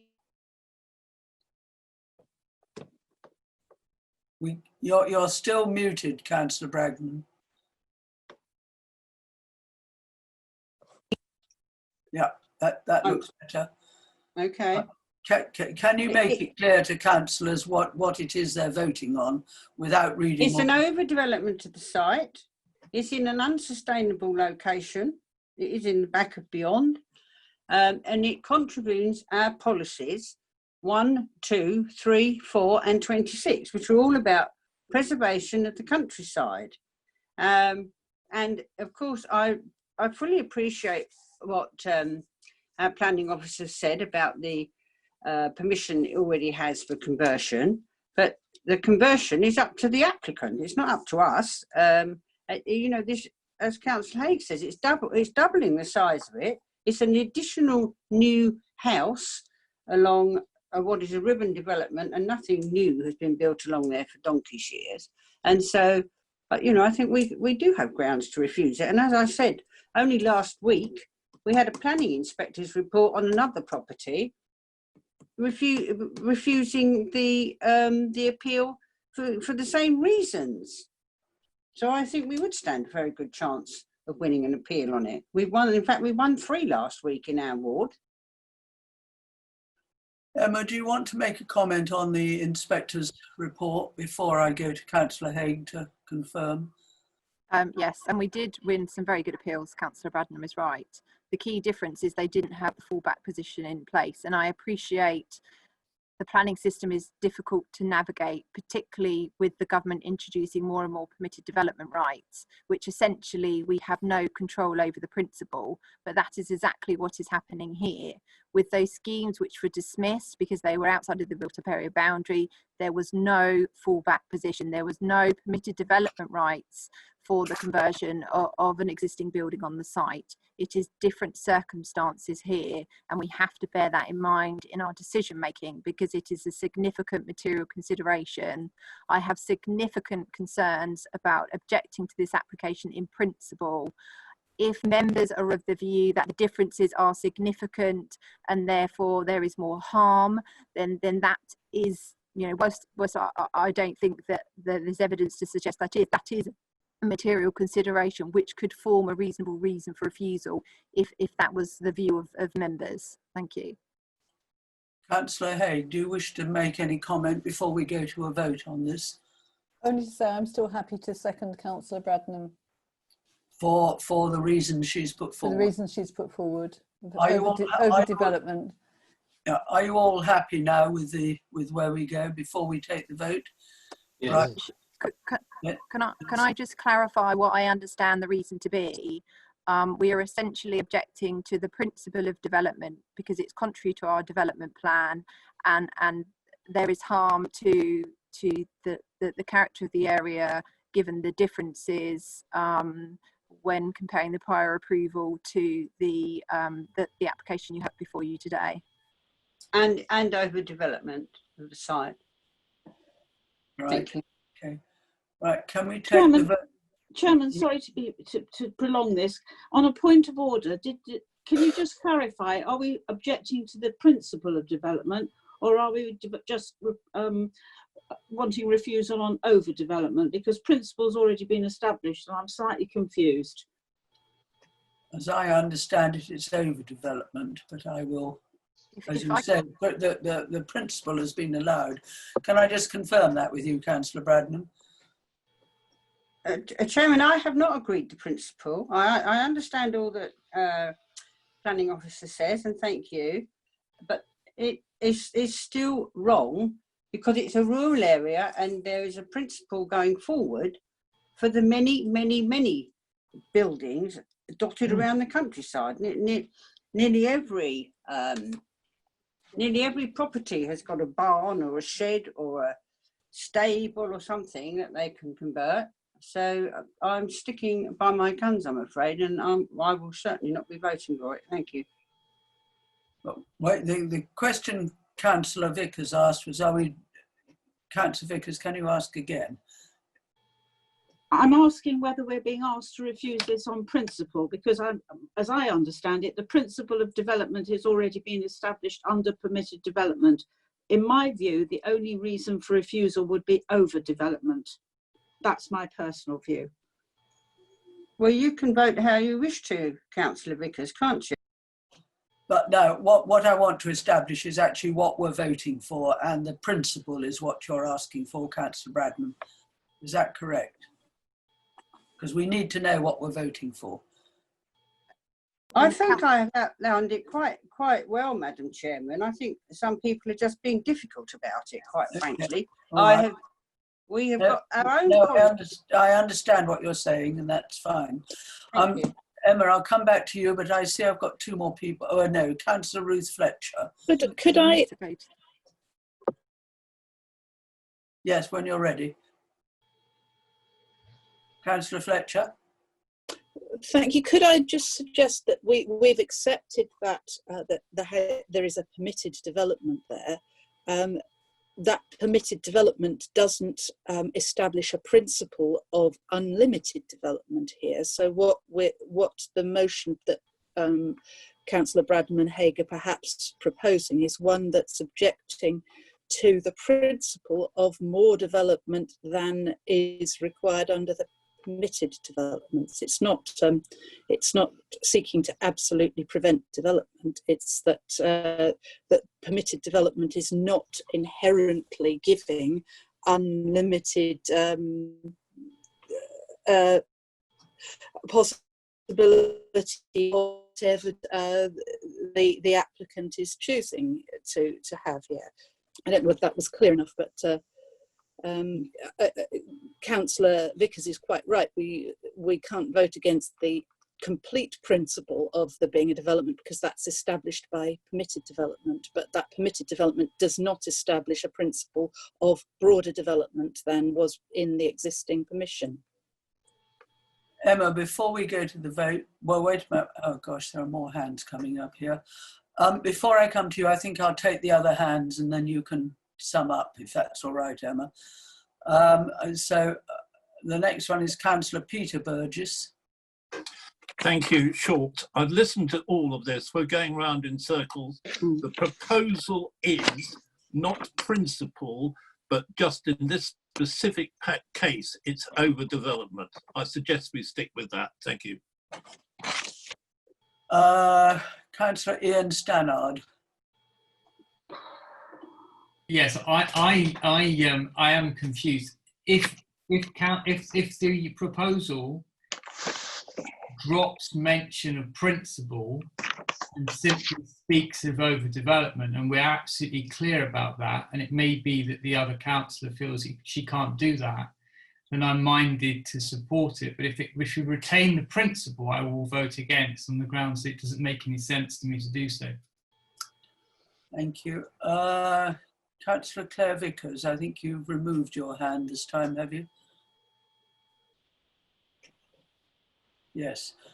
In that case, oh no, it's back again. Yeah, sorry, Chairman. I just wanted to be absolutely clear what we're voting on because it isn't clear to me. No, if we're voting on overdevelopment, that's one thing. If we're voting on the principle of development here, that is something completely different. And I'm sorry, but the principle of development has already been established. So to vote against the principle of development, I'm afraid, just is not going to work with the inspector. So I think we need to be really clear. And Emma, I'm asking you for some guidance. What recommendation would you suggest, or reason for refusal? If I may come in, members, here, I've been listening very carefully to the arguments that have been put forward and the use of language here, and I've drawn up a draft refusal reason based on that. So if you may, I will read it out to you. So I have here that the proposed development, by reason of its scale, doubling the size of the existing structure, represents an overdevelopment of the site harmful to the character of the area, contrary to policies 1, 2, 3, 4, 26 of the Horsham District Planning Framework. I would also advise that you include policy 32 as you have referenced harm to the character of the area. Thank you. Councillor Bradnam, would that suit you? Yes, and thank you very much indeed to the planning officer for that. He's put it far more eloquently than I did, and yes, I'm absolutely in agreement with that. Thank you. Thank you. And Councillor Haig? So yes, that's fine with me too. Now I see the monitoring officer wants to come in and then we'll take the vote. Thank you, Chairman. We were saved by the planning officer, Adrian. All I wanted to say was that we can't go to debate any further. This really does need to go to the vote, but you're there, Chairman, so I'll hand it over to you. Thank you. Okay, well, when you're ready, Democratic Services will go to the vote.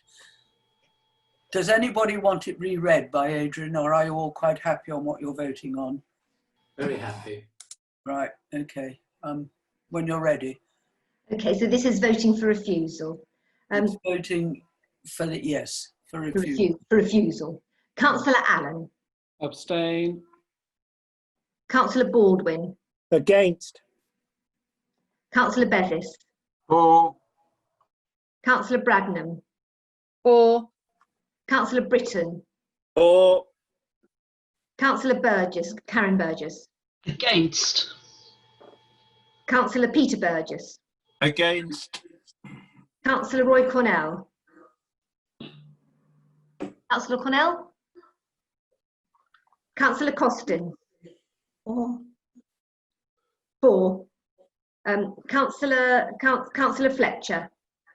4. Councillor Greening. Against. Councillor Haig. 4.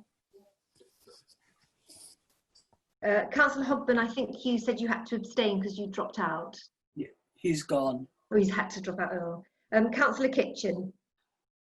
Against. Councillor Landieu. Abstain. Beg your pardon, abstain? Yep. Councillor Lindsay? Against. Councillor Milne? 4. Councillor Minto? 4. Councillor Mitchell? 4. Councillor Newman? Abstain. Coward. Councillor Potter? 4. Can you turn your mics off, please? Councillor Ritchie? Councillor Ritchie, are you still there? Against. Councillor Skip? 4. Councillor Stannard? 4. Councillor Vickers? Against. Councillor Waters? 4. Councillor Utan? 4. That was 4. Before you go, did you get Councillor Ritchie? Because he is there, I see. Oh, is he back? Councillor Ritchie, can you hear me? Are you for or against? Or abstain? I can see his picture, but he obviously can't hear. Stuart, you're muted, but I think you're mouthing against, aren't you? I'm saying against. Thank you. And there was also Councillor Cornell. Have you come back? Yeah, I'm abstaining. Thank you. So it's 4 abstentions. There were 14 in favour of the resolution and 8 against. So that is carried. It's carried. Right. Okay. So that is clearly carried, well carried. Thank you very much. So we'll now move on to the final application of the evening, agenda item 9, which is a pre-preservation, not tree preservation order. When you're ready to deal with this.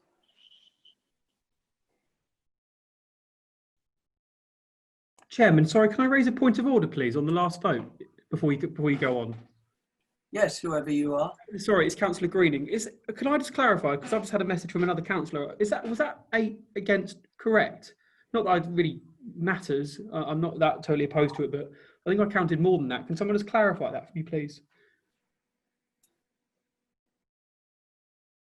I counted 8. Sorry. No. Sorry, I was getting confused with what's on the screen now. You're querying the votes, not. I'm querying the number of votes. That was all, because it just seems like maybe I was wrong, but I've just had another councillor message me and say that they thought it was more than that as well. So, just interesting. Would like it clarified, please. Well, I made it 8 against. I'm not sure if any of the other Democratic Service officers counted at the same time as me. If I could just help, I had the roll call in front of me with the same list as you, just by chance, and I just tot up against 1, 2, 3, 4, 5, 6, 7, 8. Fine. Yeah, is 8. Thank you. Just to make sure. Thank you very much. Thanks. Well, just as we're having this conversation, how many were for and how many abstentions? So we've got it completely accurate. 1, 2. Chairman, are you asking me just to check mine again? Yeah. Yeah. Well, I was just wondering if you can give us 14, same as I got. 14. Okay, we can check. So 4, 1, 2, 3, 4, 5, 6, 7, 8, 9, 10, 11, 12, 13, 14. And abstentions, I have 1, 2, 3, and 4. Yes. Thank you. But just to make it completely clear, in case there's any confusion, right? Are you okay with that, Councillor Greening? Yeah, that's absolutely fine. I'm very happy to be corrected on that. Thank you. Okay. Thank you. Right. Sorry about that. We'll now move on to the TPO 1528. So this application seeks to confirm a tree preservation order as served on 7 oak trees that border the Innes Memorial Cricket Ground on Bostock Avenue in Rothby. These are the southernmost 2 trees that sit between the cricket ground and Bostock Avenue. And these are the trees as seen from Maple Close and within and alongside the cricket ground. It is recommended that the tree preservation order be confirmed as served. Thank you. Hold on, all this confusion. I believe there's a speaker on this. Yes, I'm sorry. You've had a long wait. It's Councillor Jeanette Drake.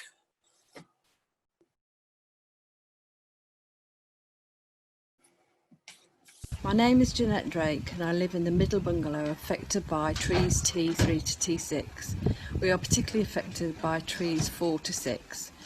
Our garden measures 13 metres and the 2 trees bordering our back garden are less than 11 metres apart. T5 is less than 8 metres from our bungalow walls and the sewage drains run in this space under our garden. T6 overhangs being 5 metres from T5. I'm concerned that as they grow this may damage our property, drains and infect insurance. As our neighbours, we choose to live in a bungalow because of caring responsibilities and the ease of living as we get older. The trees have not been managed and the tree and leaf, acorn and branch debris is considerable, more than the green bins can cope with.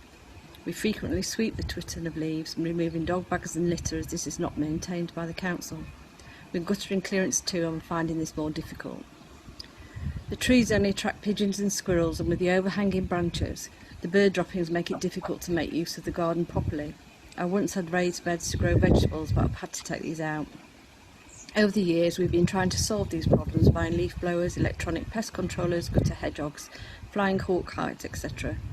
I believe that most oak trees are beautiful and provide an amenity. However, these trees are so close together, very close to our properties, and now have considerable ivy taking away the beauty of what an oak tree should truly look like. 4 trees in such a small area does not seem appropriate for a housing estate. Trees 1, 2 and 7 are further away from properties and more space from each other. I believe a reduction of trees in this clump would not affect the amenity value. We would be willing to assist funding a replacement tree in a more appropriate setting.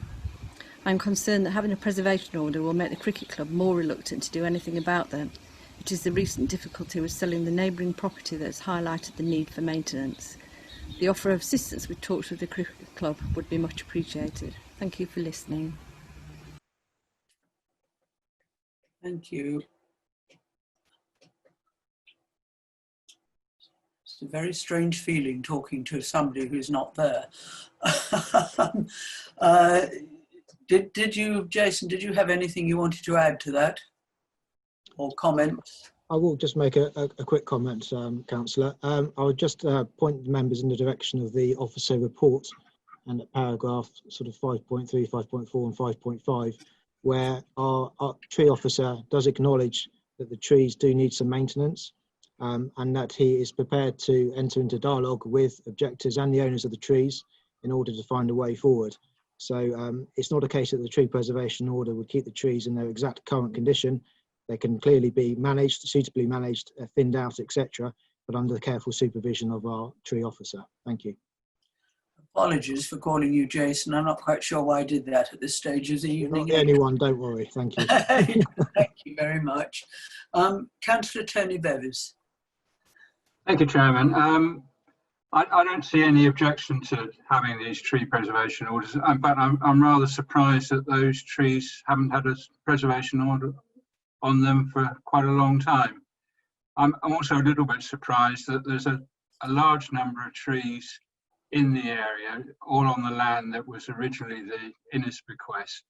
And I'm surprised that only the side of the cricket field has been singled out for these preservation orders. But nevertheless, I'm in favour of them. I'm pleased that the cricket club will be encouraged to manage the trees in the future. But I think they're a benefit to the local community. Thank you. Councillor John Milne. Thank you, Chair. Well, I've had a look around the site. The houses they're separated by a footpath, which is about 8 to 10 foot wide. So they are set back from the houses somewhat. However, they're big, so the canopy does extend over the back gardens in places. It certainly does shut out the light. However, the houses, obviously the trees predate the houses, and it looks to me as if the houses were almost built with that in mind, because the front gardens are bigger than the back gardens. And across the front, everybody has a high wall to give privacy to the front garden. So the front gardens are entirely out in the light, and you know, are what most people would normally call the back garden. Apart from that, I think on balance, you know, if we're serious about a green agenda and protecting our environment, we have to support measures like this. There is very often a trade-off in rights. One set of rights infringes on another set of rights. But despite the fact there are some negatives, I think the trees are worthy of the preservation order. And as has been suggested by the officer, a bit of upkeep could actually improve them. Thank you, Chair. Just to ask a question, can we request and it be meant that the trees are looked after?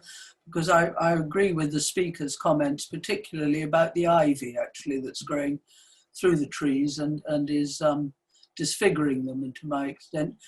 Can we, in confirming this order, can we request that that's done, or bring any pressure to bear to see that it is done? My understanding is that our tree officer is engaging with the cricket club to manage these trees, but we can certainly ask him again to reflect your request, Councillor. Thank you. Thank you. Councillor Peter Burgess, I saw your hand at one stage. Have you withdrawn it, or has it got up? It was up just now. Yes, please. I'd like to speak on this.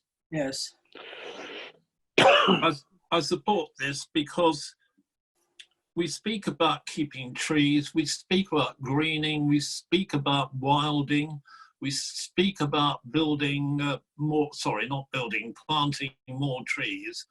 And yet there's always exceptions. Sorry, it's in my back garden, it's in my drive. There's 2 or 3 in my ward which have been, and these trees are over 200 years old, that are being cut down for reasons which in my view are totally spurious.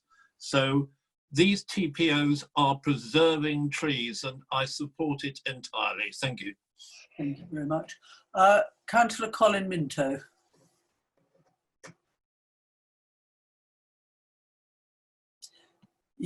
Sorry, yeah. Weird. Yeah, thank you, Chair. Just a clarity again from the officer. You said that they would consult with the resident as well. So I assume there could be some impact on the overhang, possibly for the resident to address some of the concerns she had.